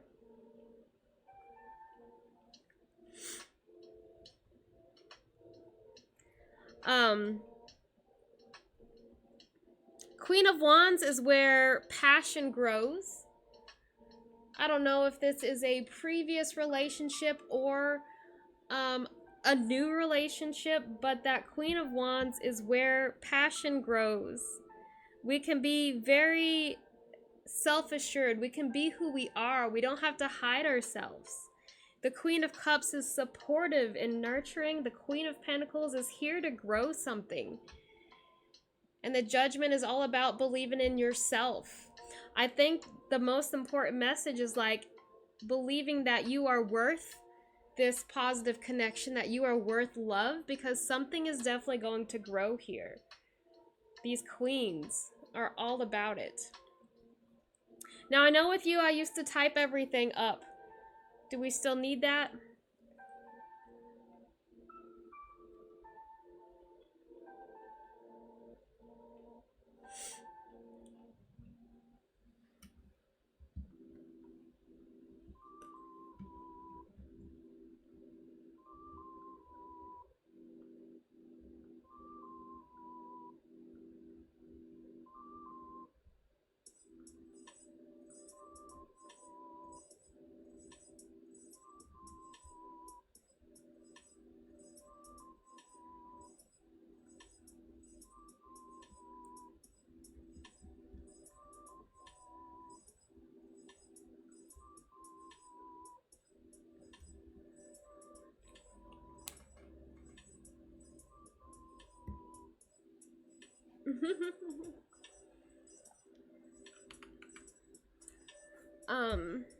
Okay, this is gonna be rough. Hold up.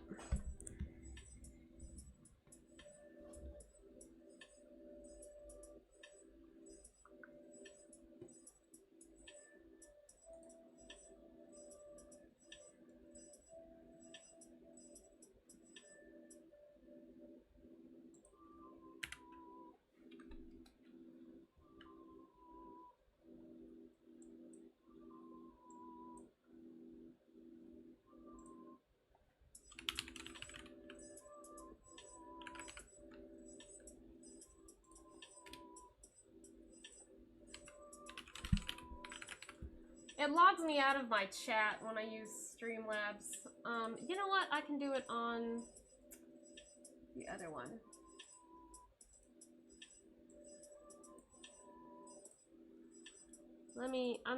Give me a minute. I'm pulling up my chat box. Here we go. Okay, so. Trust in yourself. Trust your own worth. Feel good about where you are. Love is going to be good for you. Expect your own. Okay. Okay, you will have support and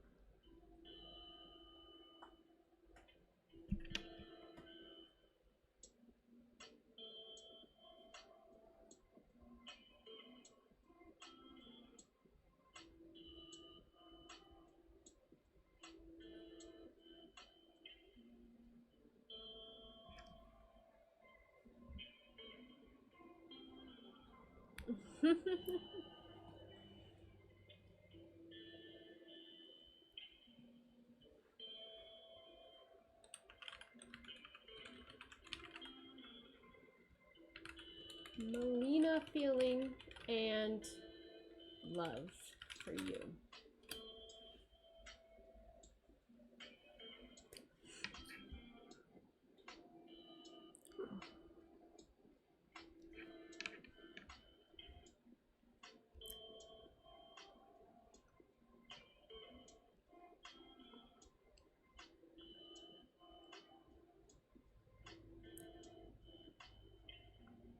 All right. Sorry, but that was bothering me. Now, all of our cards are in the same font. I just gotta remember which marker, which pen I used for that next time. Alright, Saturday news.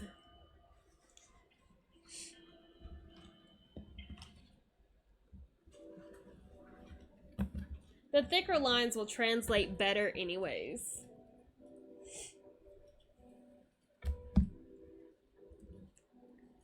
Tyson Whisker. I've never seen a cat whisker. As long as I've owned cats, I've never seen one.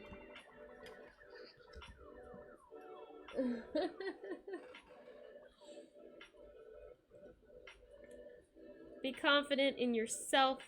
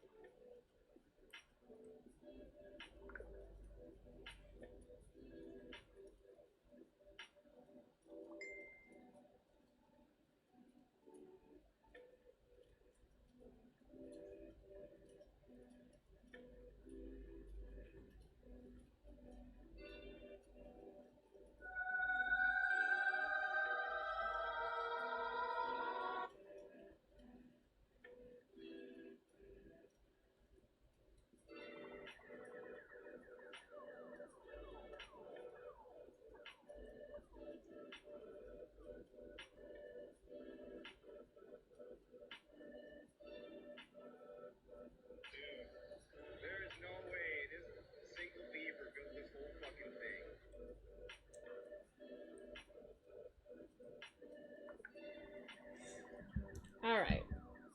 We're doing Saturday news. Then it's Vsauce, and then it's you, Venus. So, what does this, now that we are coming upon our birthday, what does the next year hold for Saturday?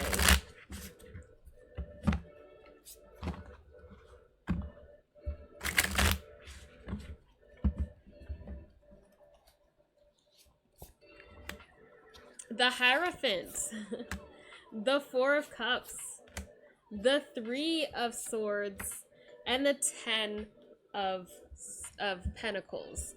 So it does seem like there is a lot to be learned about yourself and about your future. And like, we see that Three of Swords, but don't be too put off by it, because this is a lesson that needs to be learned. The Hierophant is the teacher. The Three of Swords is very much a lesson. It's not an easy lesson. And we can sit there and we can cry and we can be upset about it, but really this is kind of for you to step up and really show what it is that you want, what you need for yourself. So this will be good. This will give you that opportunity to focus on yourself and what you want for your future. And that's what we're going to learn. So that heartache may just be a necessary bad step, but it's only going to help strengthen what will come for you.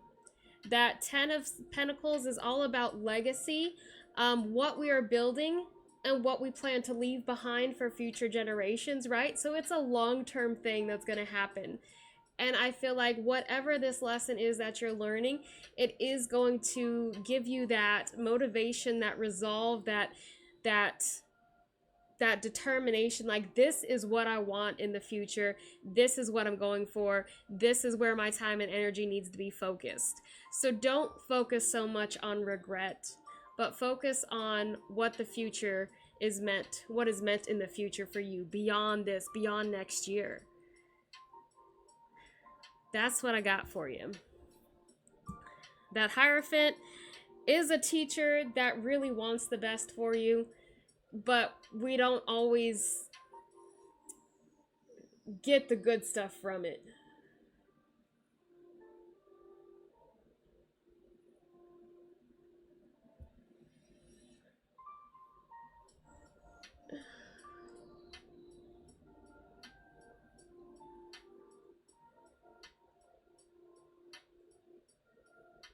It could be.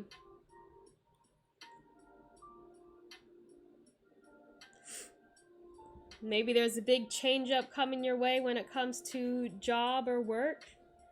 But no matter what, like the 10 of Pentacles is really what we want. So it'll be worth it, whatever you go through. Interesting, Vsauce. Don't don't worry about it.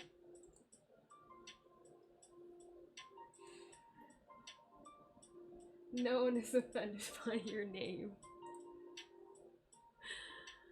Oh gosh.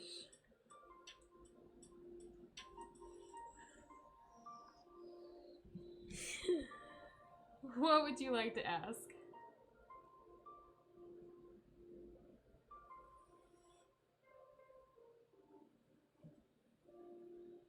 Are you ready for a serious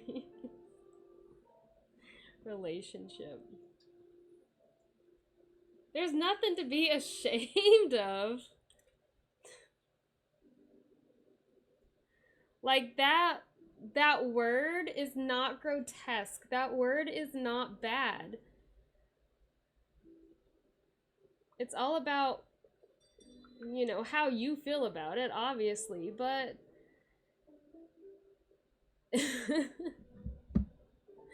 I don't know.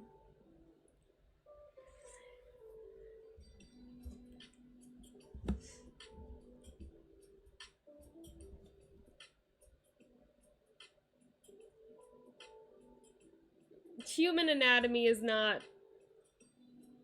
vulgar. I mean, it can be, but well, basically, yeah, that's what it is, but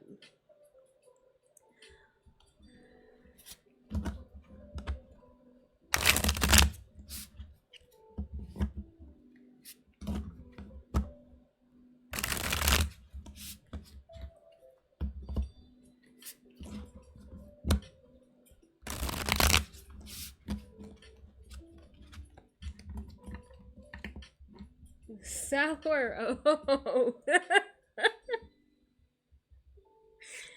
Is V Sauce ready for a relationship, a serious relationship? Ooh. Oh. Ouch. Okay. You're not reading it wrong.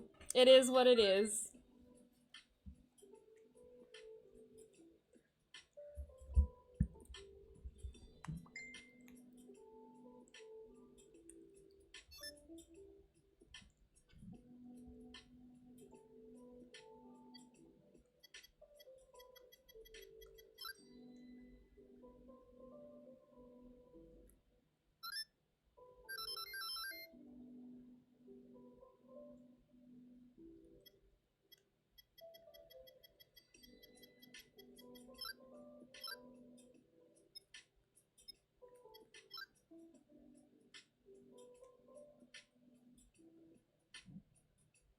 Now it's deeply mentioned.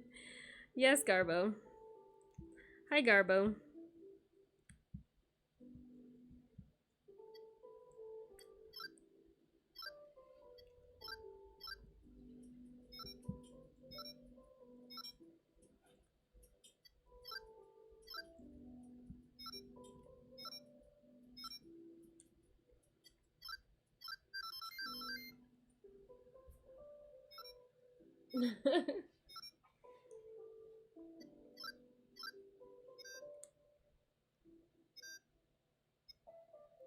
Words are just words.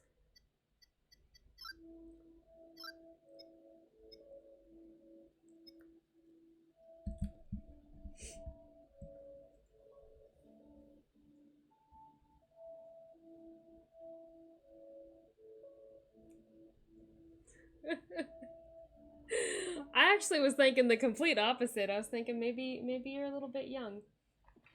But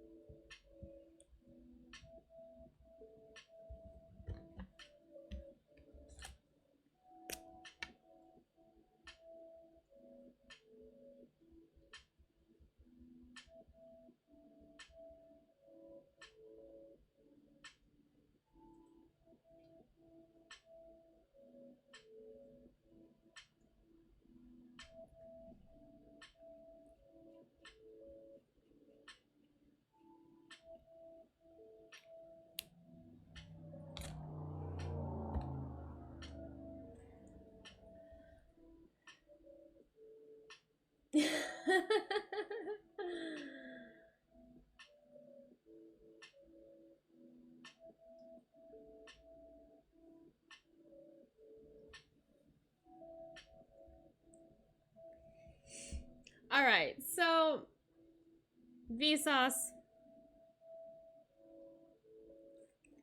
I feel like you're not quite there, though we are starting to open up doorways for ourselves.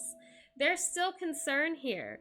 The 7 of Swords, I say that's the card of assumptions, but it can be how you perceive people, and maybe that you still aren't at that level of trust to fully let people in. There's something that's still kind of holding you back with that Knight of Cups. The Knight of Cups. It's almost like, we're at a point where we still don't quite feel like we can put trust into other people or into relationships. There is still doubt that keeps us from moving forward fully and allowing love in fully. The Chariot is about distraction, okay? So again, we may still be focused too much on immature relationships or relationships that aren't good for us, or that we just are intentionally know that will lead to bad endings, because there is something in us that is keeping us from allowing success within those relationships.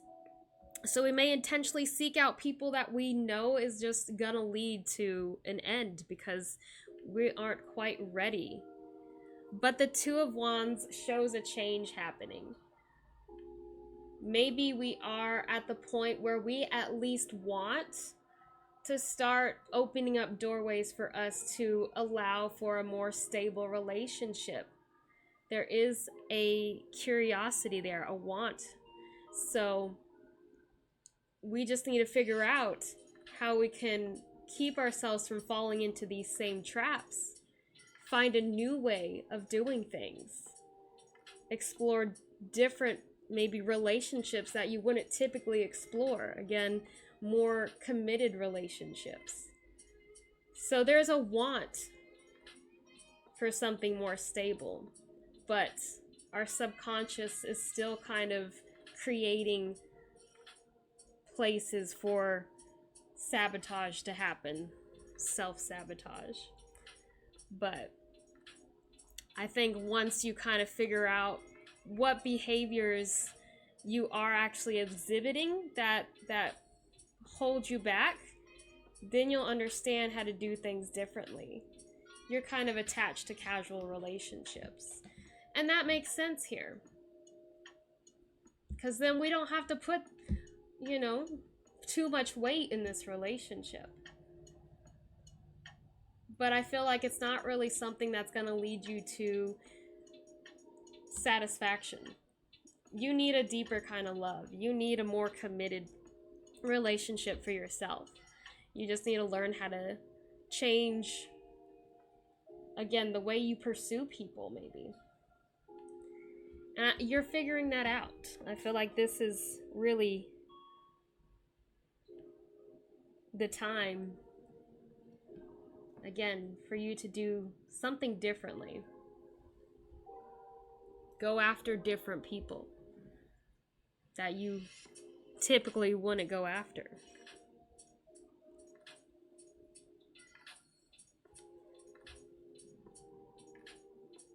But I think once you kind of understand what it is that you do want, figuring out the steps to get there will be a little bit easier.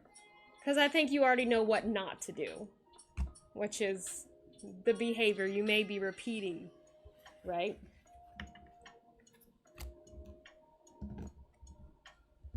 Thank you, Vsauce. Maybe it starts with a name change.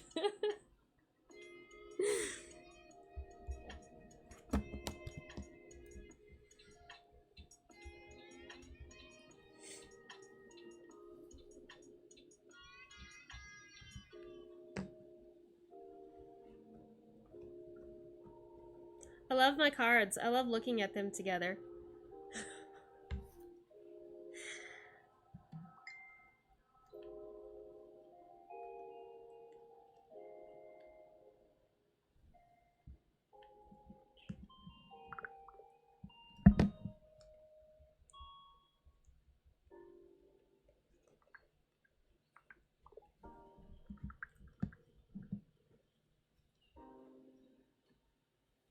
Don't change it. Why would I change it? I love it too much. I just need to figure out how we're going to do the ram. We're definitely going to have a red background for our ram. Hot Cheeto themed. Well, I don't want to put hot Cheetos in there, but we definitely need some kind of fire.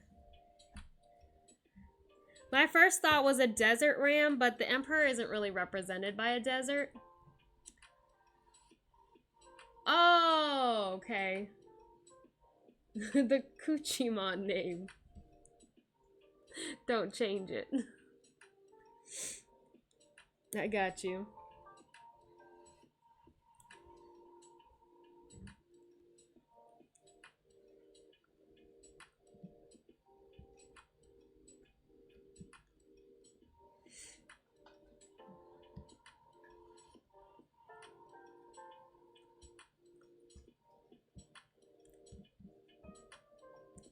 It's still kind of a bit intimidating that we still have 74 more cards to go through.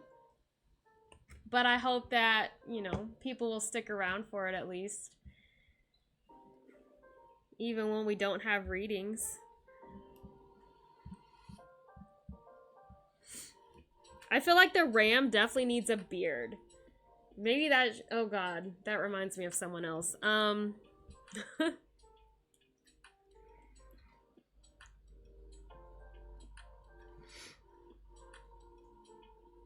I really like bighorn sheep, though. I've always really liked them. I do struggle with drawing their curvy horns.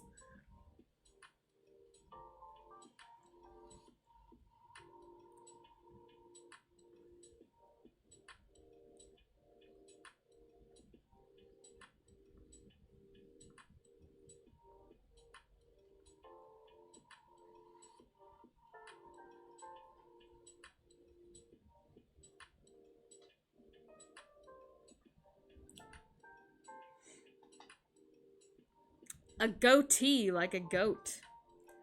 But we need something else. Oh yeah, I was thinking about an armored ram. That's what it was. Because the thing about the Emperor is that he has this armor underneath his robes. So, like, he's ready to fight if he has to. It also kind of keeps things from kind of penetrating. So we see the outside of him without really seeing the softer inside of him. So when we see that Emperor, we think of someone who's harsh, right? But really, he's supposed to be fatherly. There is love there. He just may not show it on the outside. So that's like kind of what the Emperor represents. So we were going with the idea of an armored ram somehow. Okay, Apple. Yeah.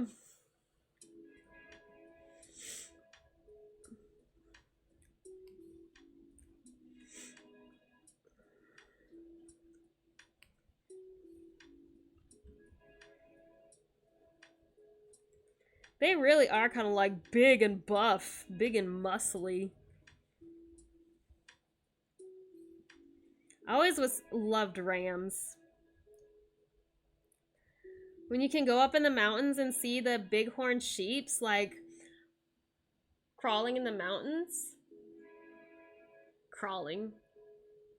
But like mountain goating in the mountains, they're beautiful. I love them. I'm gonna struggle with his horns though, and I know that. So how can we kind of give him an armored appearance? Let me see what different types of armor animals have. You painted one once. You showed me a picture, yes, and it like totally reminded me of the artwork of Catherine. I remember that whole thing. I love that ram. Sheep. I don't know if it was actually a ram. That was a while ago.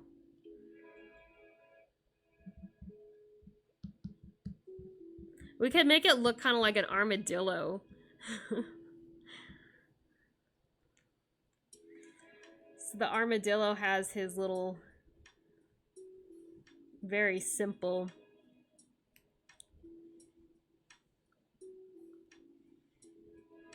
with his little feetsies coming out and his little rat tail.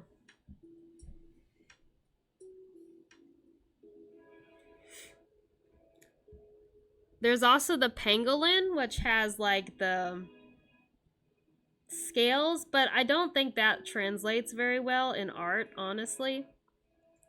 When you have to go that detailed in the scales. They've got these big dumpy feet. And then these little claws that they hold up. Oh, pangolins are cute.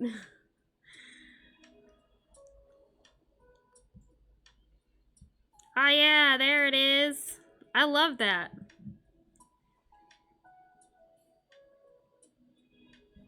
I love it. I love it.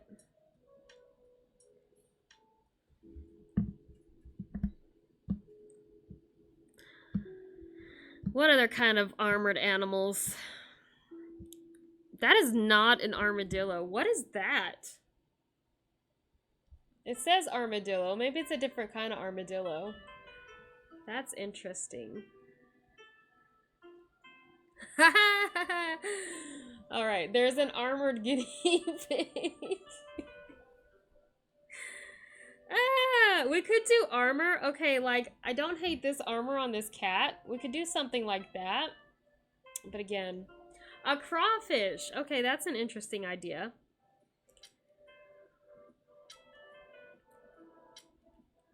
We could also just give him like a big turtle shell, but I feel like that wouldn't be great either.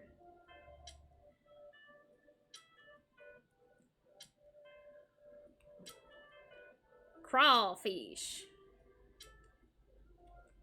We eat them crawfish down in Texas. I think I've told this story before, but my dad and my brother used to always, whenever we were in Texas, they would go down to this creek and get buckets of crawfish for my grandma to cook up.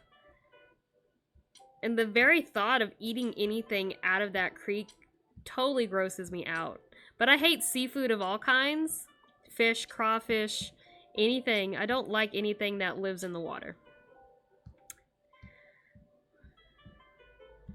But yeah, I just remember them pulling up them bucketfuls. Now that stuff is probably so contaminated with all kinds of chemicals, I would never eat anything from it.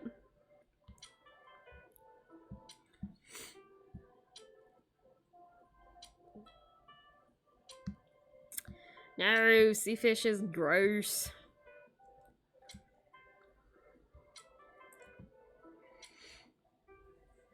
So that's an interesting idea, but how can we like show that?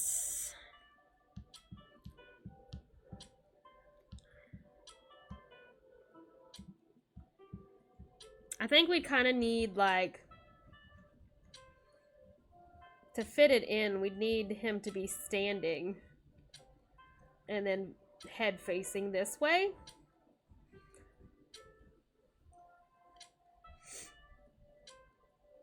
Maybe he's like standing on a crown. Standing on the Emperor's crown. So there's a thought. He is the Emperor now.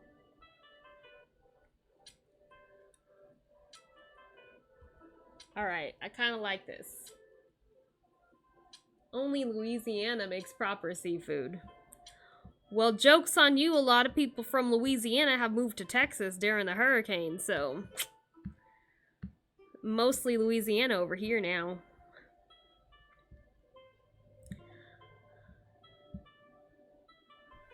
So, the first thought is having a big chest piece. And then smaller ridges down the back. That is kind of like a crawfish.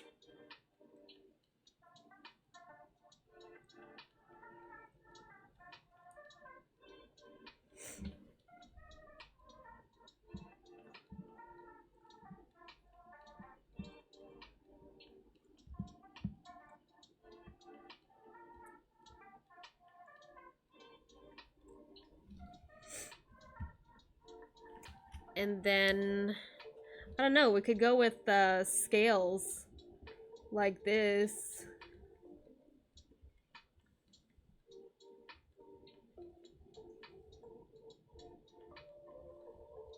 That kind of end at where his legs would be.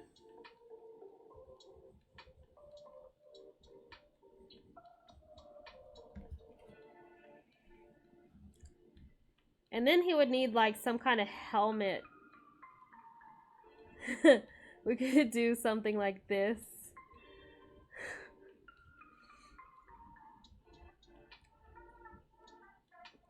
And then his face will be soft. Now he's looking like a goat.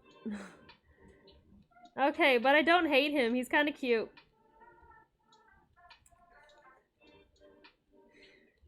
He's kind of cute. Alright, Vsauce, thank you. I kind of like this idea.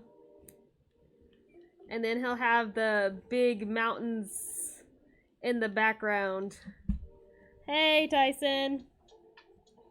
Framing him out. And then the big red sky. We got an idea.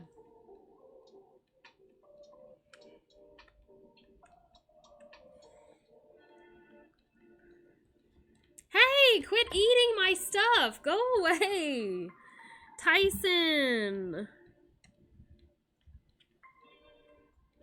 You and the Rocket Pops. No, he has hoofs. He literally can't hold anything.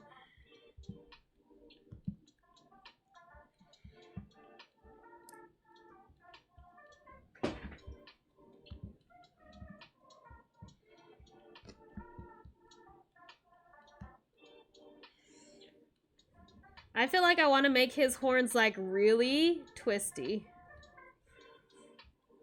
We'll get to that, I guess, on the card.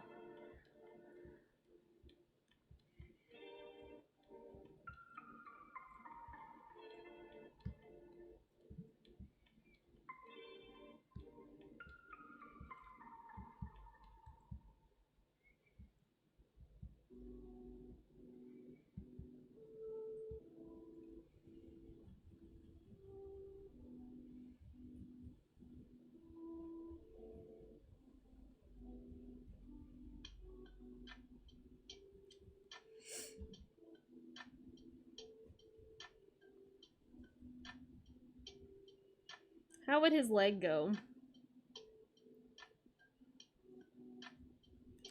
It would just kind of be like this, I think. The head of my enemies. Hopefully it like makes more sense once we've got him actually drawn out on the card.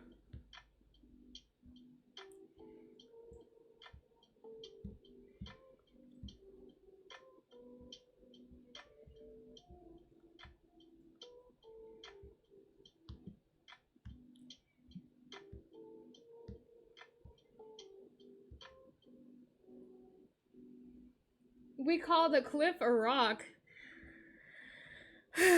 Why do you have to remind me? Because now he's permanently the rock panda.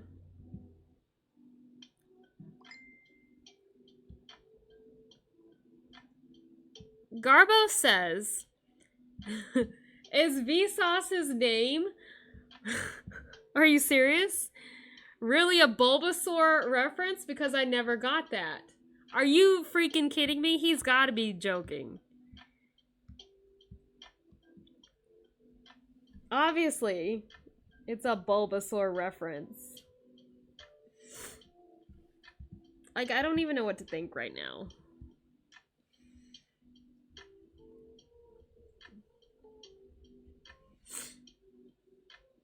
No, obviously.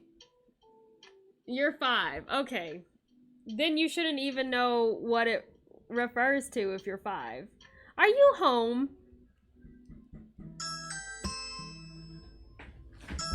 It's okay, Tyson. Why do you have to go scare all the cats?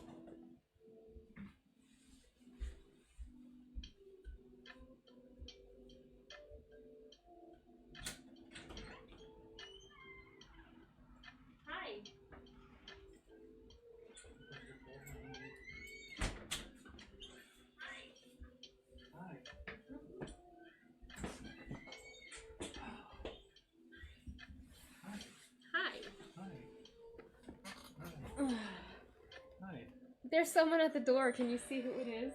Hi. There's someone at the door. Can you see? Dog, for real? Woof. Woof. All right.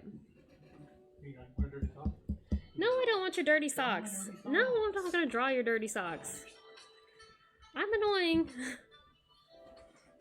More annoying than these socks. Stupid man. Stupid offensive man.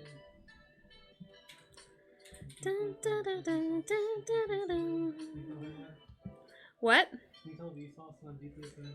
Vsauce left. Oh. Because her name's offensive? Yeah, because her name's offensive. That's so sad. They just nonsense.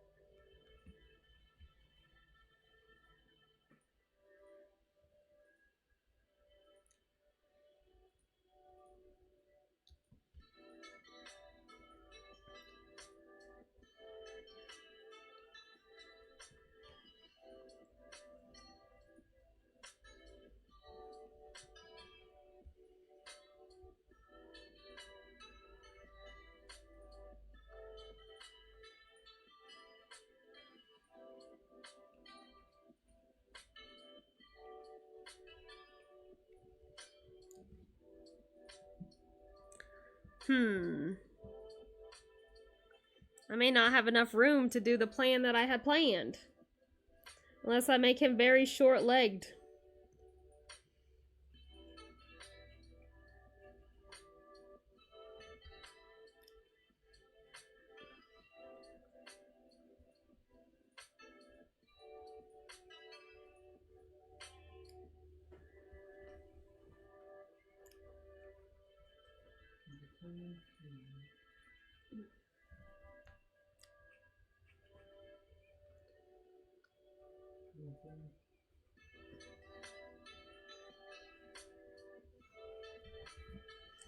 Do I know what you're saying? Probably not.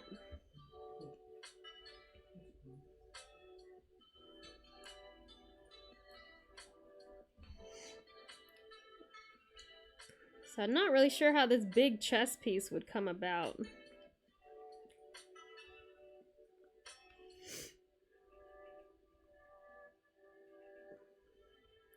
Not in the way that I had intended it anyways.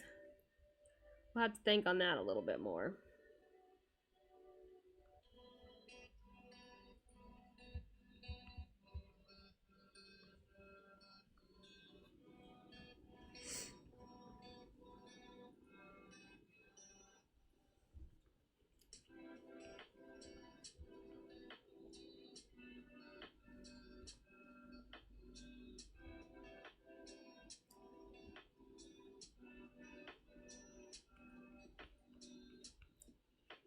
Her mountains are very interesting how she draws them.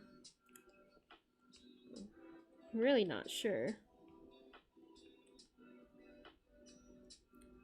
But I feel like we need to kind of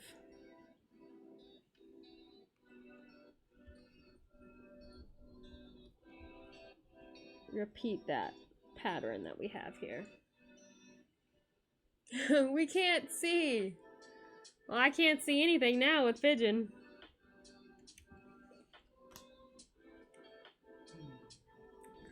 I don't know, my armor plan's not quite going the way that I wanted it to.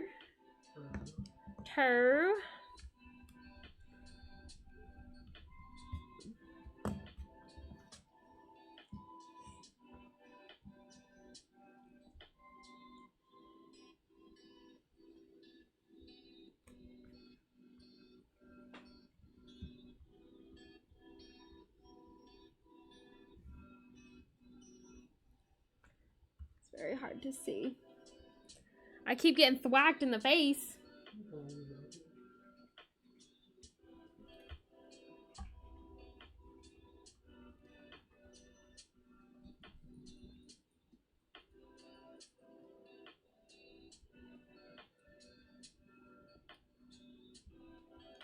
The thing is,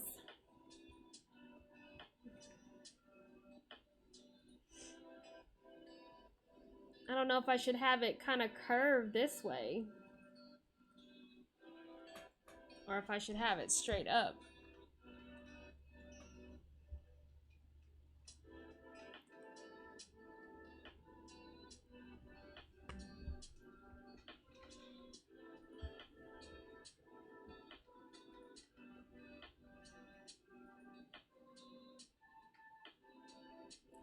It's the only thing I don't know.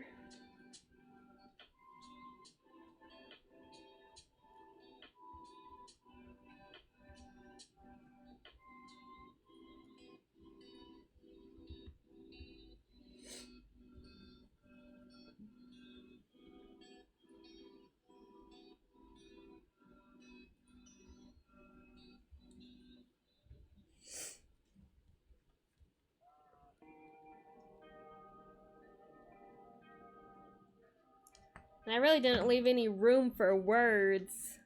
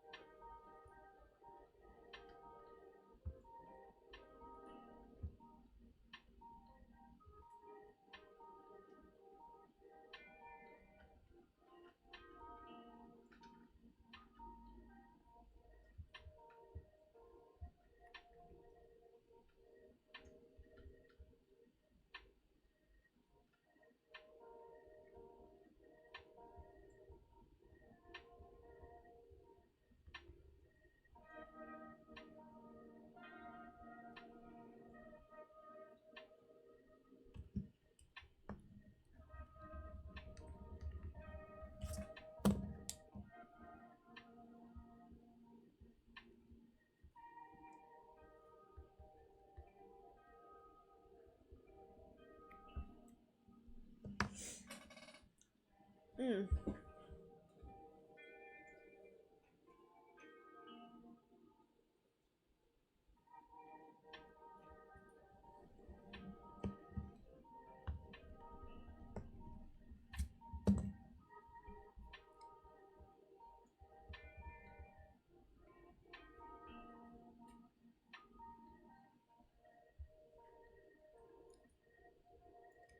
The biggest part is not understanding how this armor is supposed to work.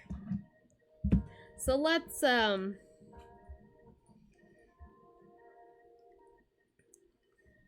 unless I kind of curve it instead of making it square, right?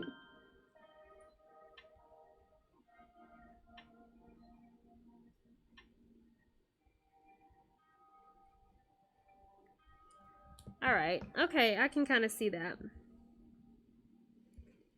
Aw, it's a hot Cheeto goat, okay. Hot Cheeto goat.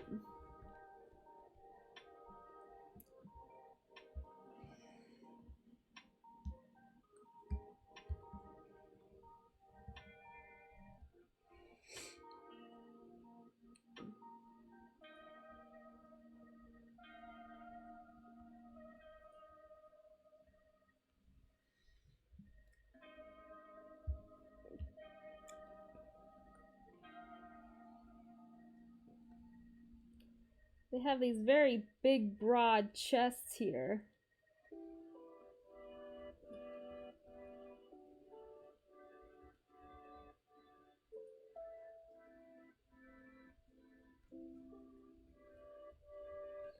I don't know if this idea of him standing on this helmet's really gonna work out.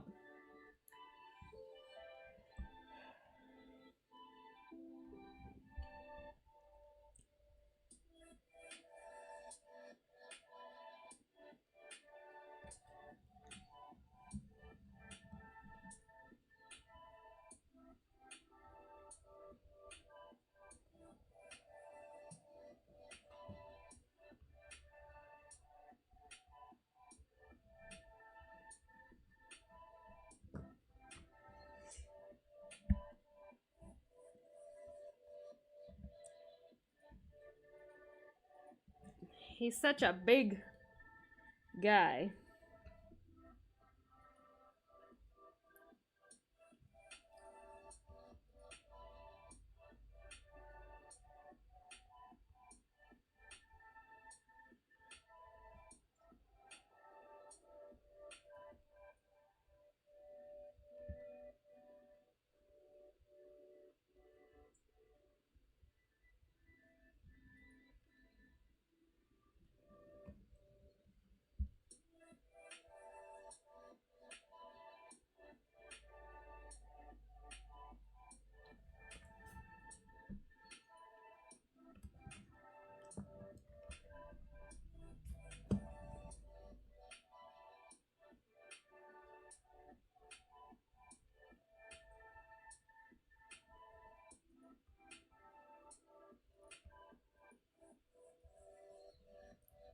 All right, I think I see something here. Okay. So should we go with gray?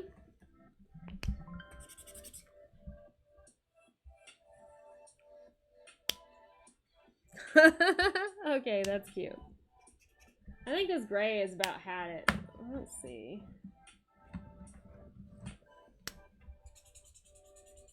That gray's not great either, but it may work for our purposes.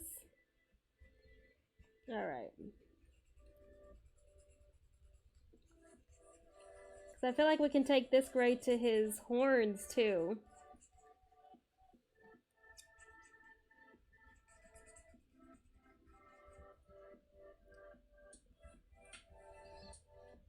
And then we're gonna do like segments.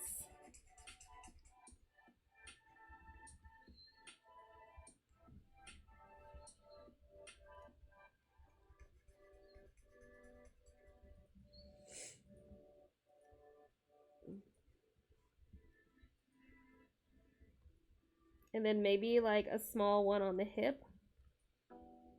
Okay.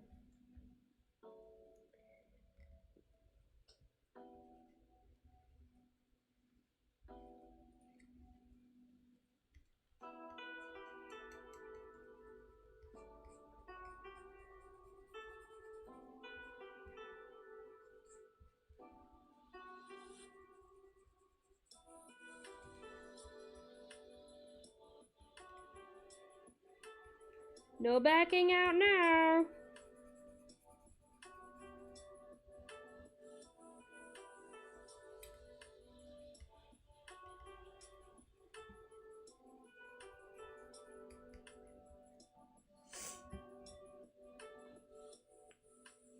Less armor, more Cheetos.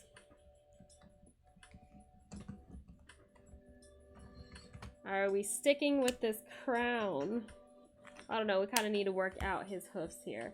But what color is he gonna be? I feel like he needs to be kind of a reddish brown color. Because, ooh, that's way red.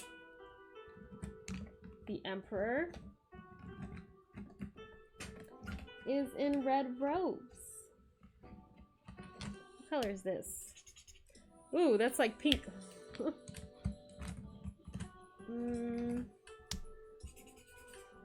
That's brown. I wouldn't say I have like really a reddish brown color. Unfortunate. But not the end of the world. It could be the end of the world. Did I already do this one? Oh no. They all just look like dark brown to me. That's unfortunate. So we could go with pink. That's too pink. Pulling out the same colors. It all looks the same. It all looks the same. Alright. Defeated by my own limitations. Alright. That's the reddest brown that I have.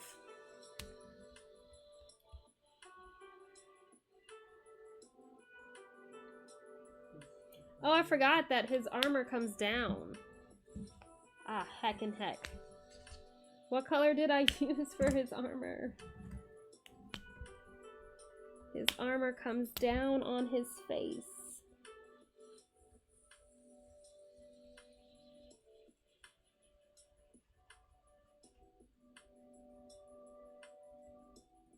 There we go. Well, what white is for purity if he is a pure Cheeto. Reds and yellows and oranges and grays for weight. Also age, aka wisdom. Well, the sky's gonna be red.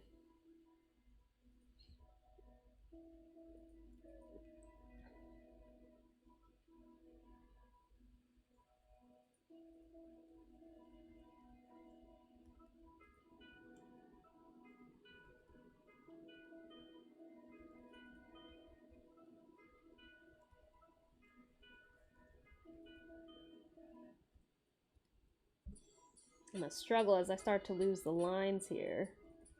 At least his snout, well, I guess that's really white.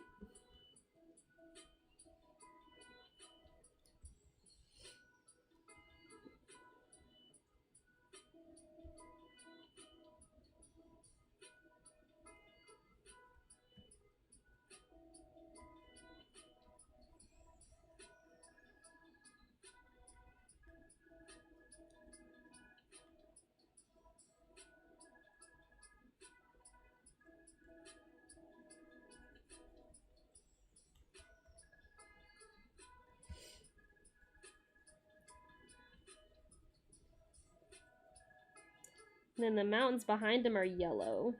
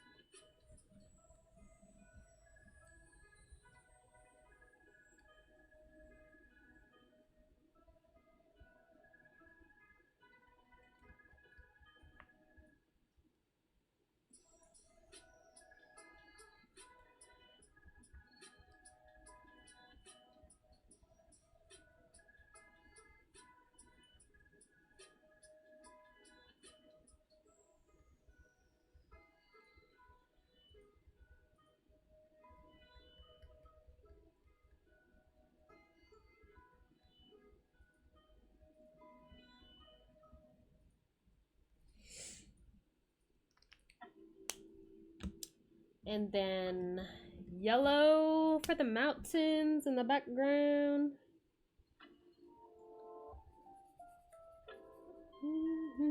I may try to kind of transition these mountains so that they're not all yellow, but maybe they'll go into a more...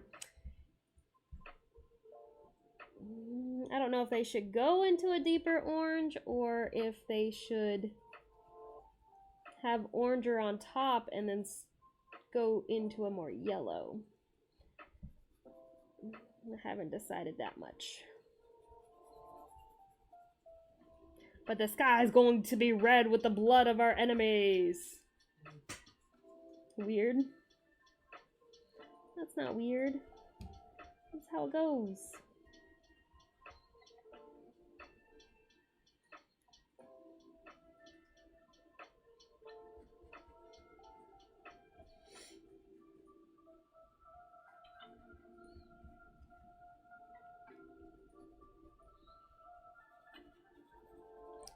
Which doesn't really work for his crown. Well, his crown's got to be yellow. So maybe we do transition more to an orange at the bottom, and then his crown will pop.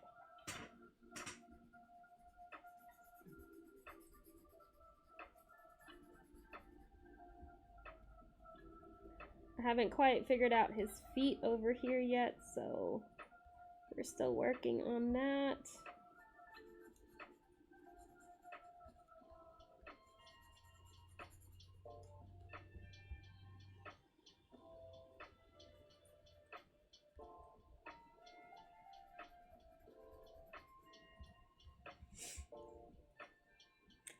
My focus is really bad.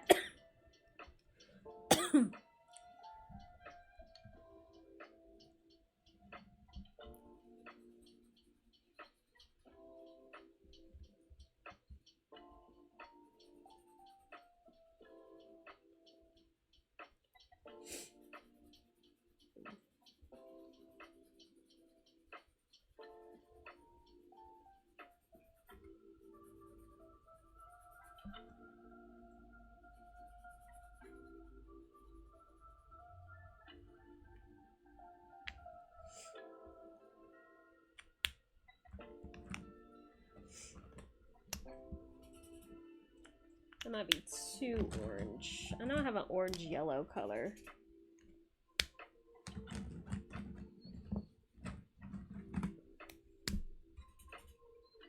It's too brown.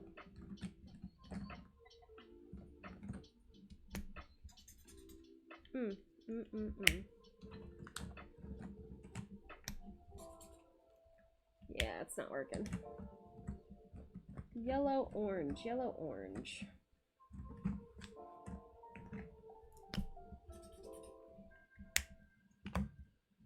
We may just have to do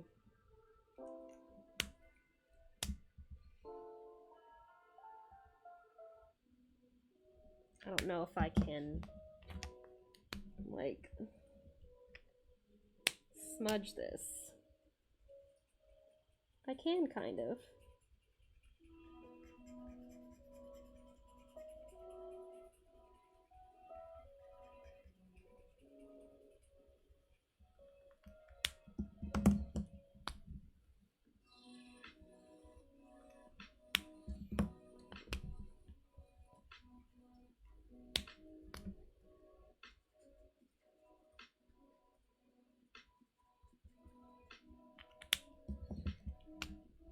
Not well, but I can.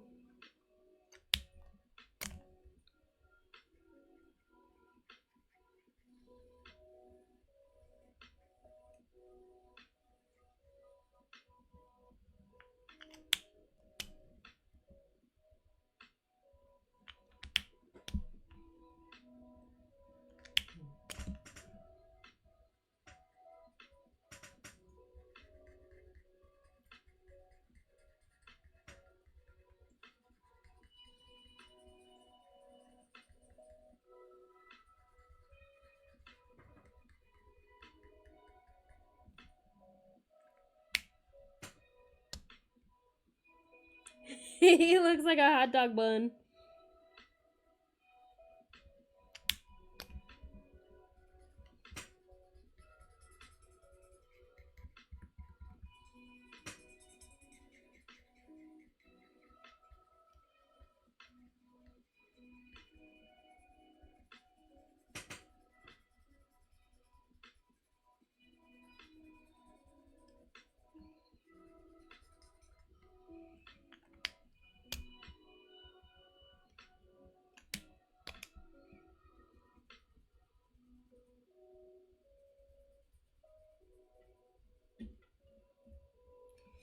All right, we got some transition going on there.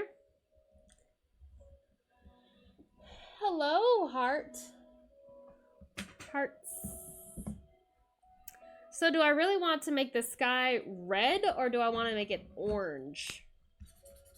Oh, that's neon. That's like highlighter.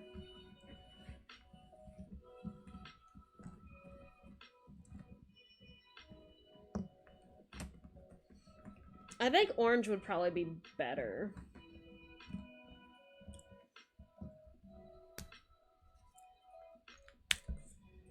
I think that's what we'll go with. Thanks! We've been working on creating our own deck. So here we have the Rock Panda, who is our fool. We have the watermelon elephant, who is the Empress. The crescent deer is our high priestess. And we have the cheeky butt frog, that's our magician. In his spots, we have a sword, we have a wand, we have a pentacle, and we have a cup. This is the one that we did tonight, and I like her. Yeah, that's what we're doing. We're making our own deck, one card at a time. So this is the Armored Ram. He is the Emperor. Oh, you know what? I want to do orange and then transition into red. Heck yeah.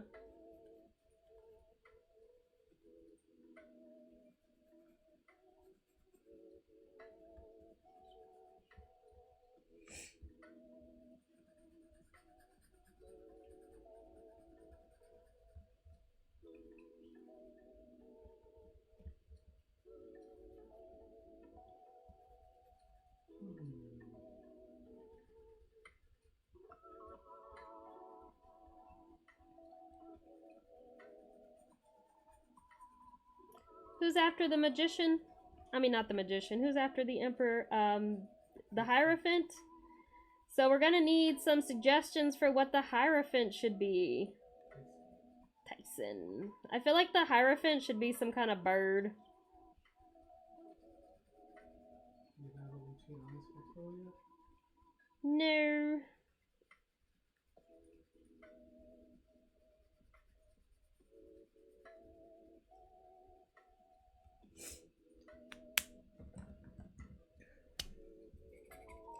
See, I want to find one that's kind of a purpley red, like his robe. But I don't think I have a color like that. Oh, this is kind of it. Almost make this look like a little bit of a sunset, I guess. What?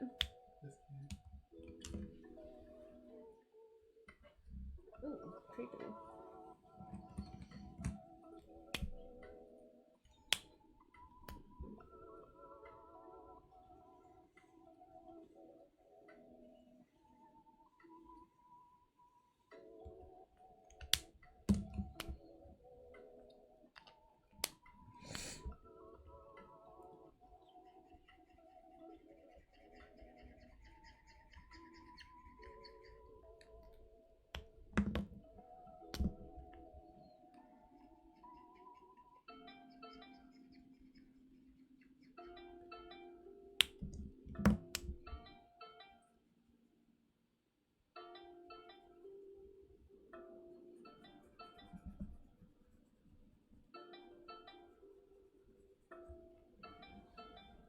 Hi, Tyson. A featherless parrot. Yeah, it's an animal themed deck, but like I want animals, but then like non-real animals. So there's something about them that's different than regular animals. Like our armored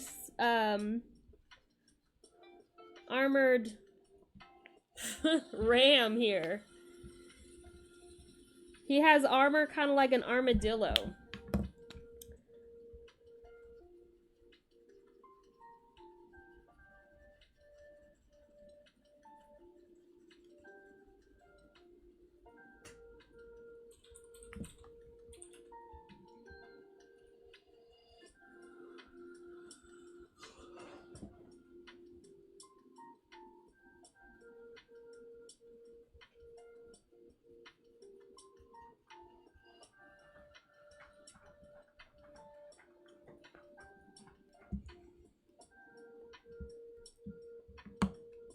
He looks like he smokes Marlboro Reds.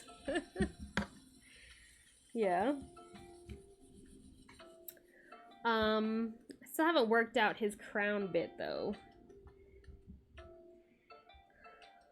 He's meant to be standing on the crown of the Emperor.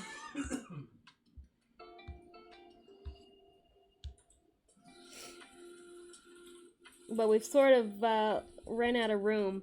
Tyson the Bison. I love you, but you're kind of in the way, bud.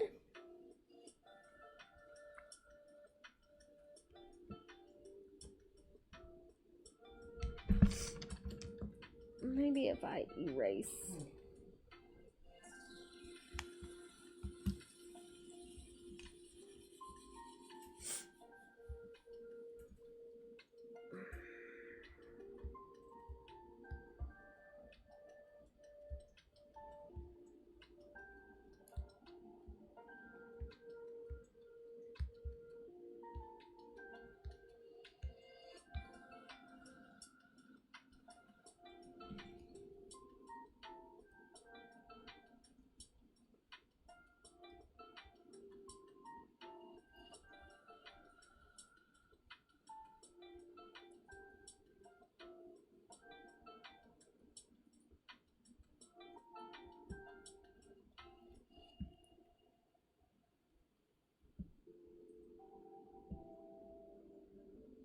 I don't know if we'll understand that he's standing on the crown.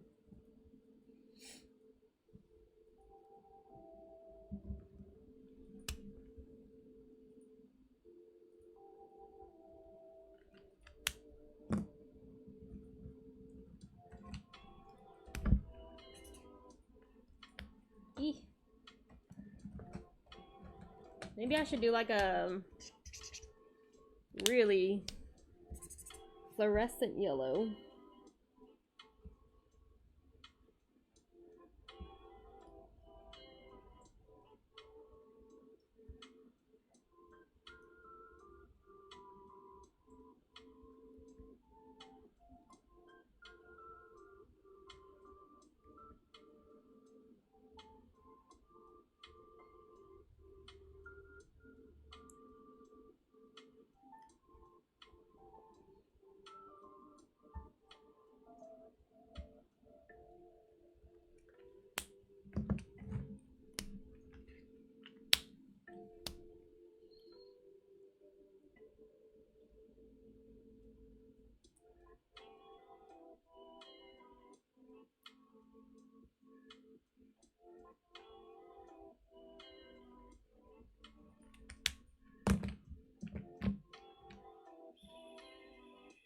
Well, that's fun.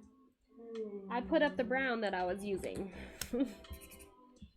I have no idea what brown I used. Son of a gun!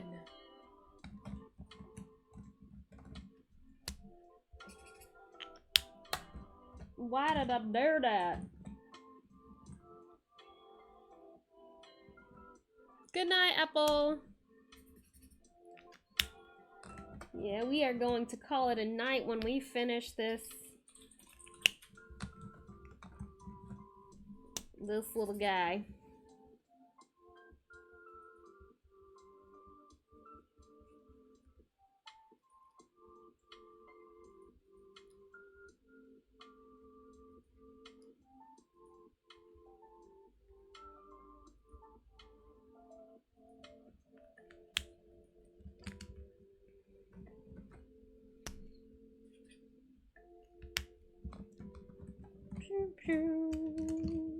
What color are you? Okay, you are kind of a darker.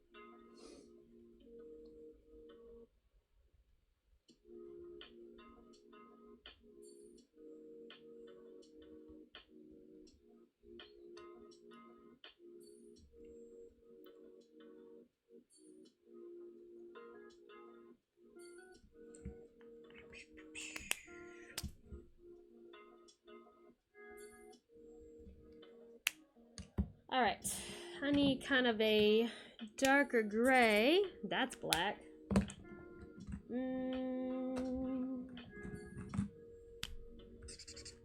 That's way too dark.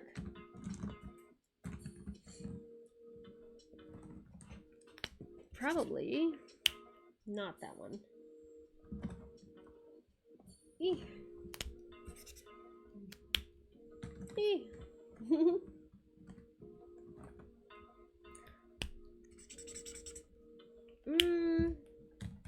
I don't know if this will work.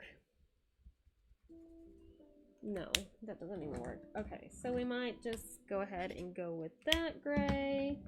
Where's our other gray here? That's the one. Oh, maybe not. Maybe so. I don't know.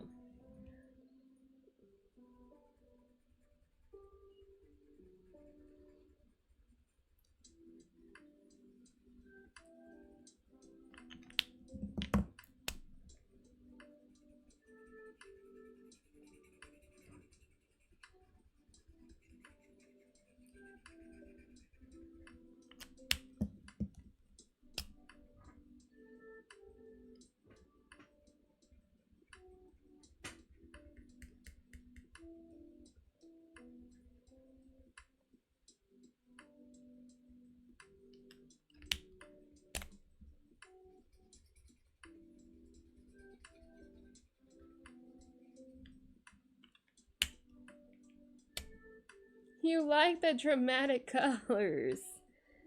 I appreciate that because I'm really actually very not great at using markers.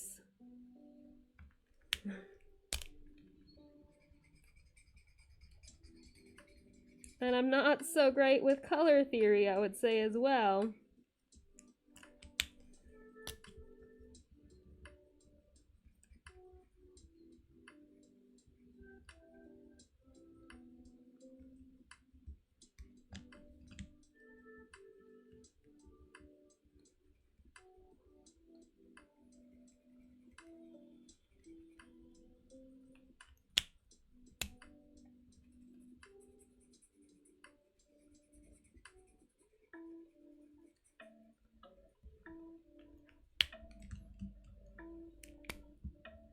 I forgot he had a little tail at some point.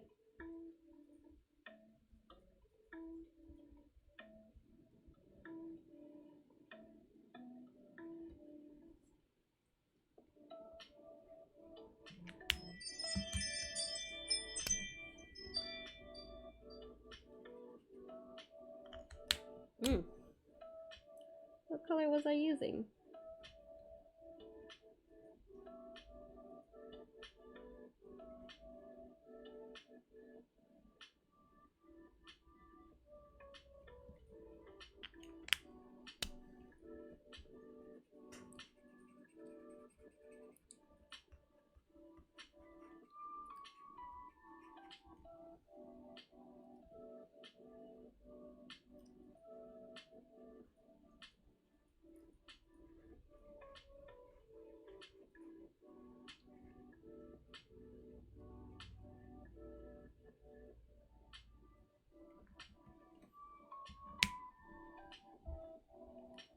Uh-huh. As long as I like them and I'm having fun. Now, his horns is what's gonna trip me up here.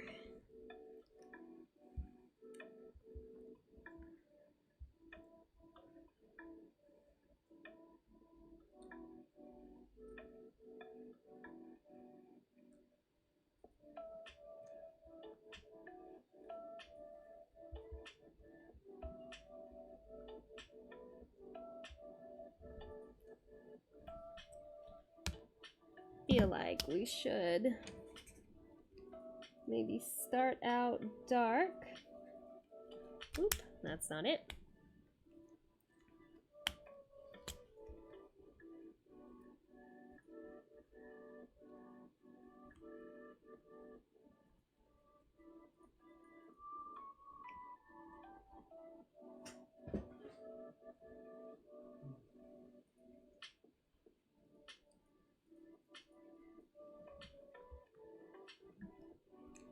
And then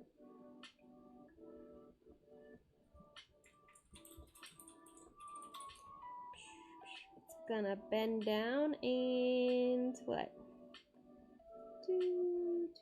Start to come back up here.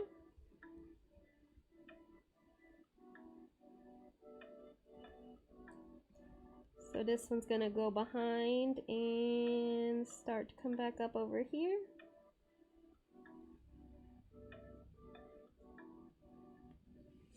Like that.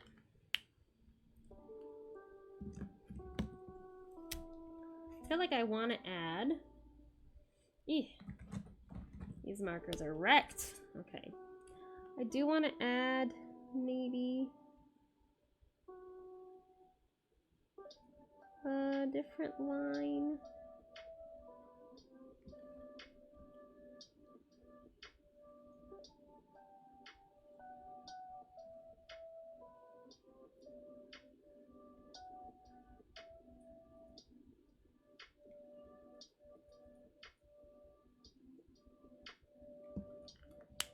That way I can pull back the colors under here a little bit.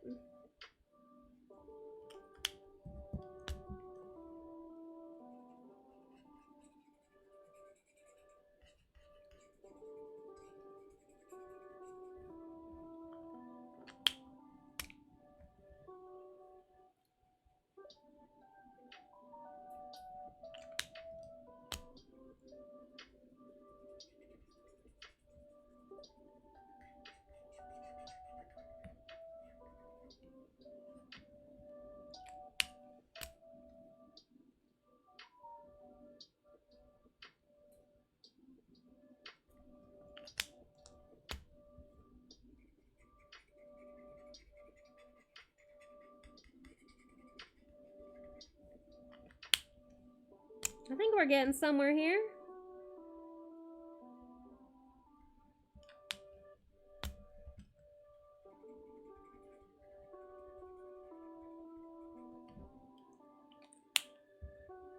All right. Whew.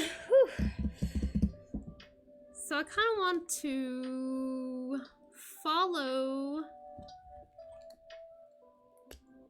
this weird pattern that the Emperor has on his mountains, but I'm not really sure, like, the rhyme or reason to them.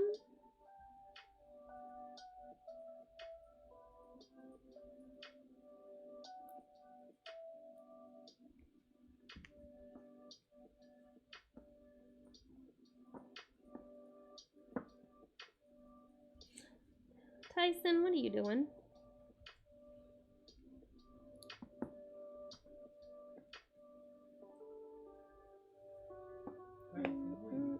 Tyson, what are you doing?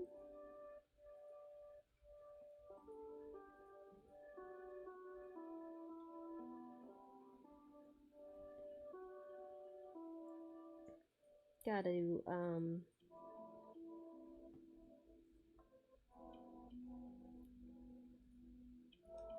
harness my inner Pamela Coleman Smith, come on.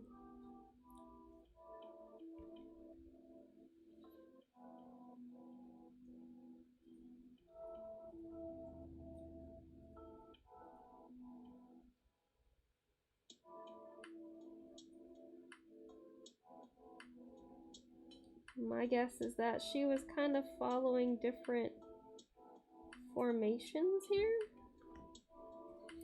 Tyson.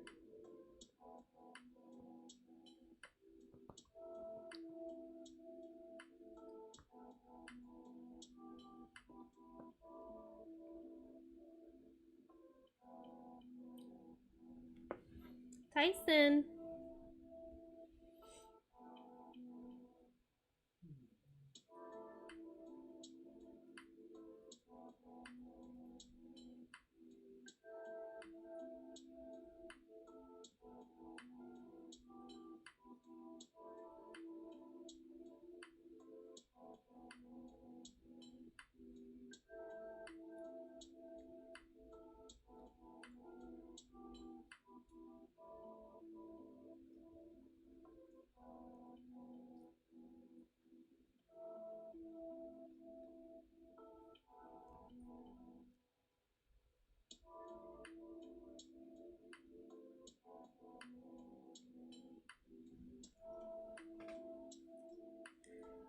Yeah, I think that kind of looks like the Emperor here in the back. He does have a little river, but then we end with some stipling. Okay.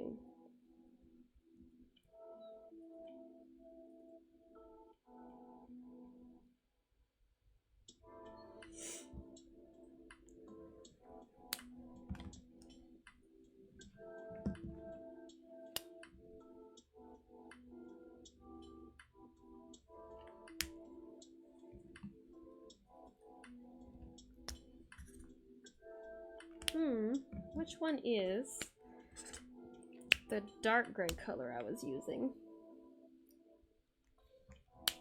Not that one. It must have been this one.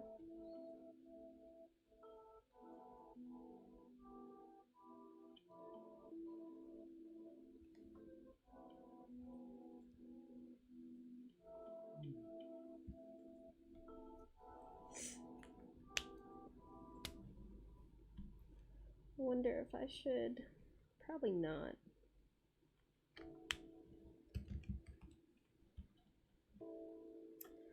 All right, where is the big pen that I've been using to outline this? Oh.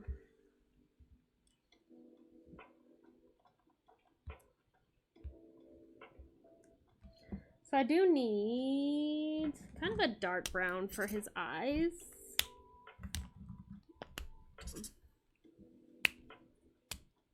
I guess.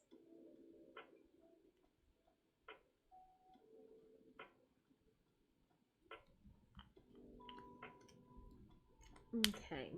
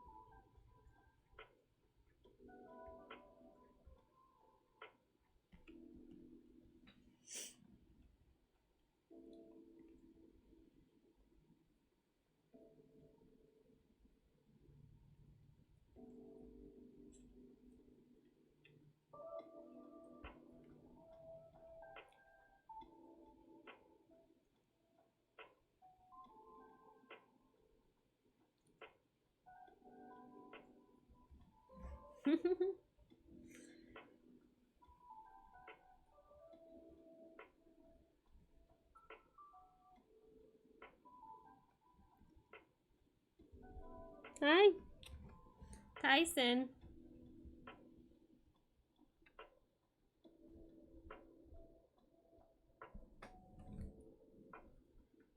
Someone took the book.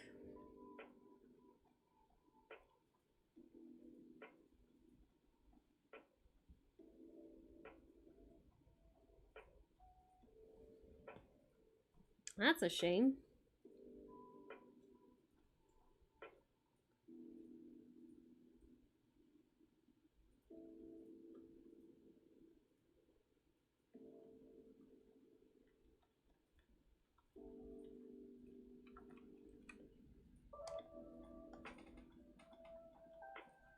Friends of the Forest Tarot. Is that a real tarot?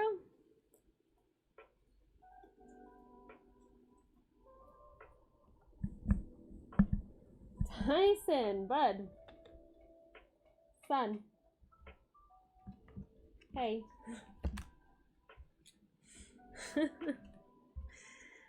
Sheesh.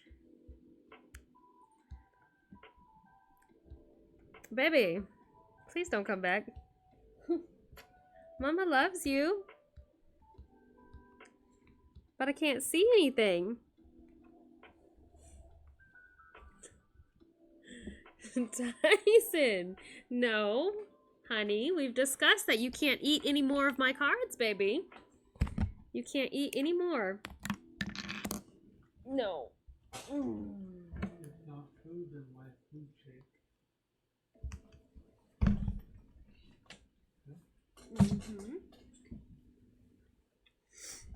SMH. Where'd my pen go? Here we go. I think that's it. Yeah.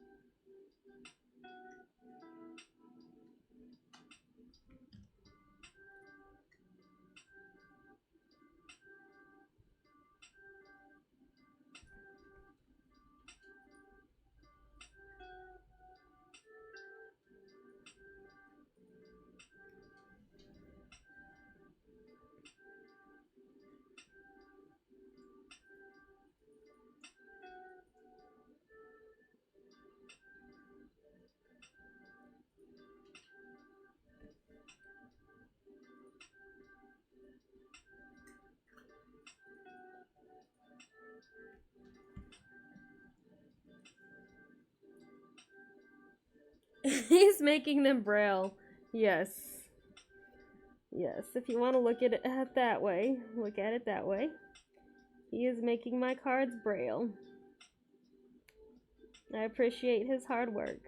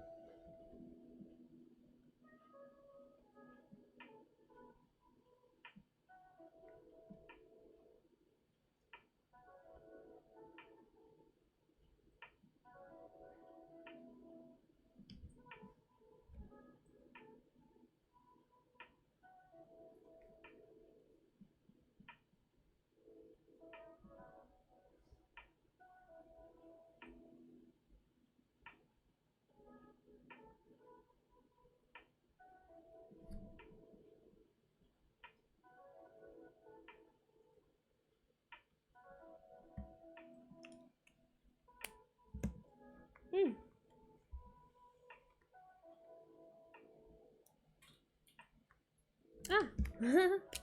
I didn't do this.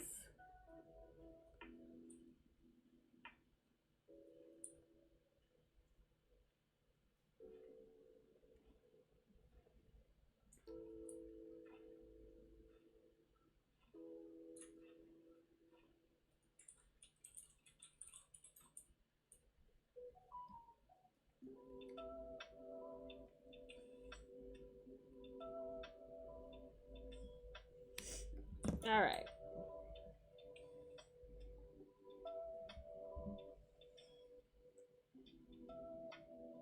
I don't know.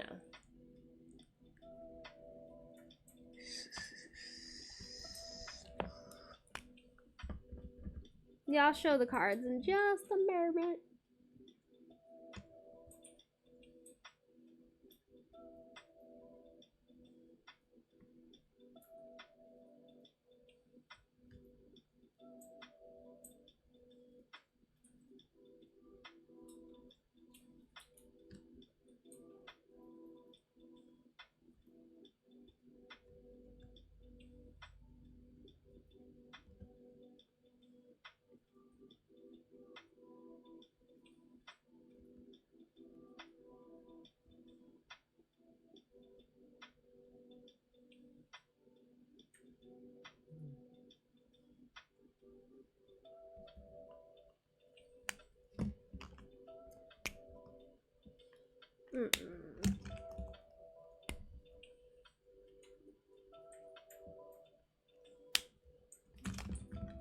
Ooh, that didn't work well. Oh well. Okay. I don't have a pigeon yet. I think I want to save her for maybe the star card or the judgment, because cats are judgmental. So that's our fool. He's a cliff panda, but I made a mistake and called him a rock panda. But yeah, he's just nonchalantly staring at the sun. Then we have the cheeky butt frog, who is the magician.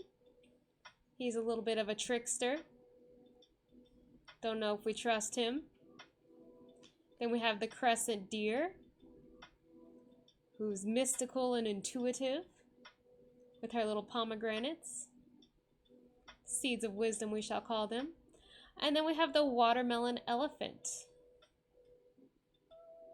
who is our Empress, the mother of all. And then finally we have the armored ram, our emperor.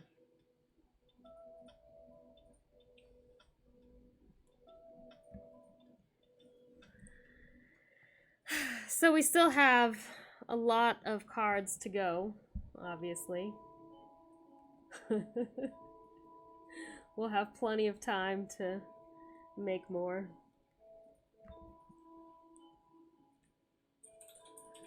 But I think that is where we are going to end our stream tonight. I have to go to bed, but it has been wonderful. I feel like making these cards has made me even more intuitive. I don't know. Understanding on a different level.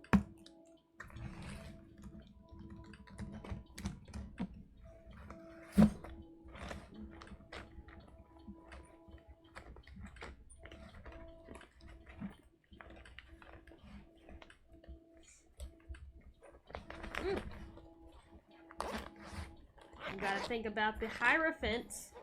My first thought is the ostrich. Just because I feel like that's Hierophant-y.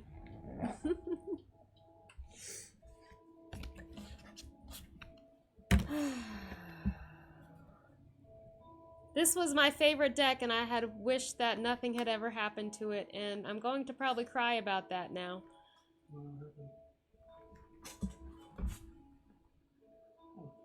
Yeah.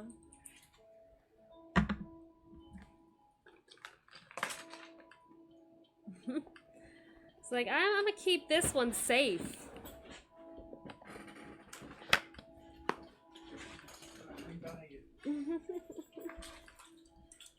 What? Thank you, everybody who came and watched and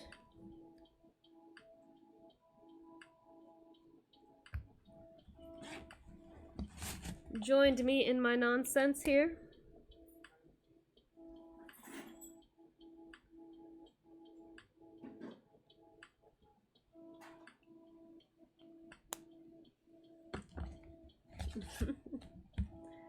See y'all next time. Good night.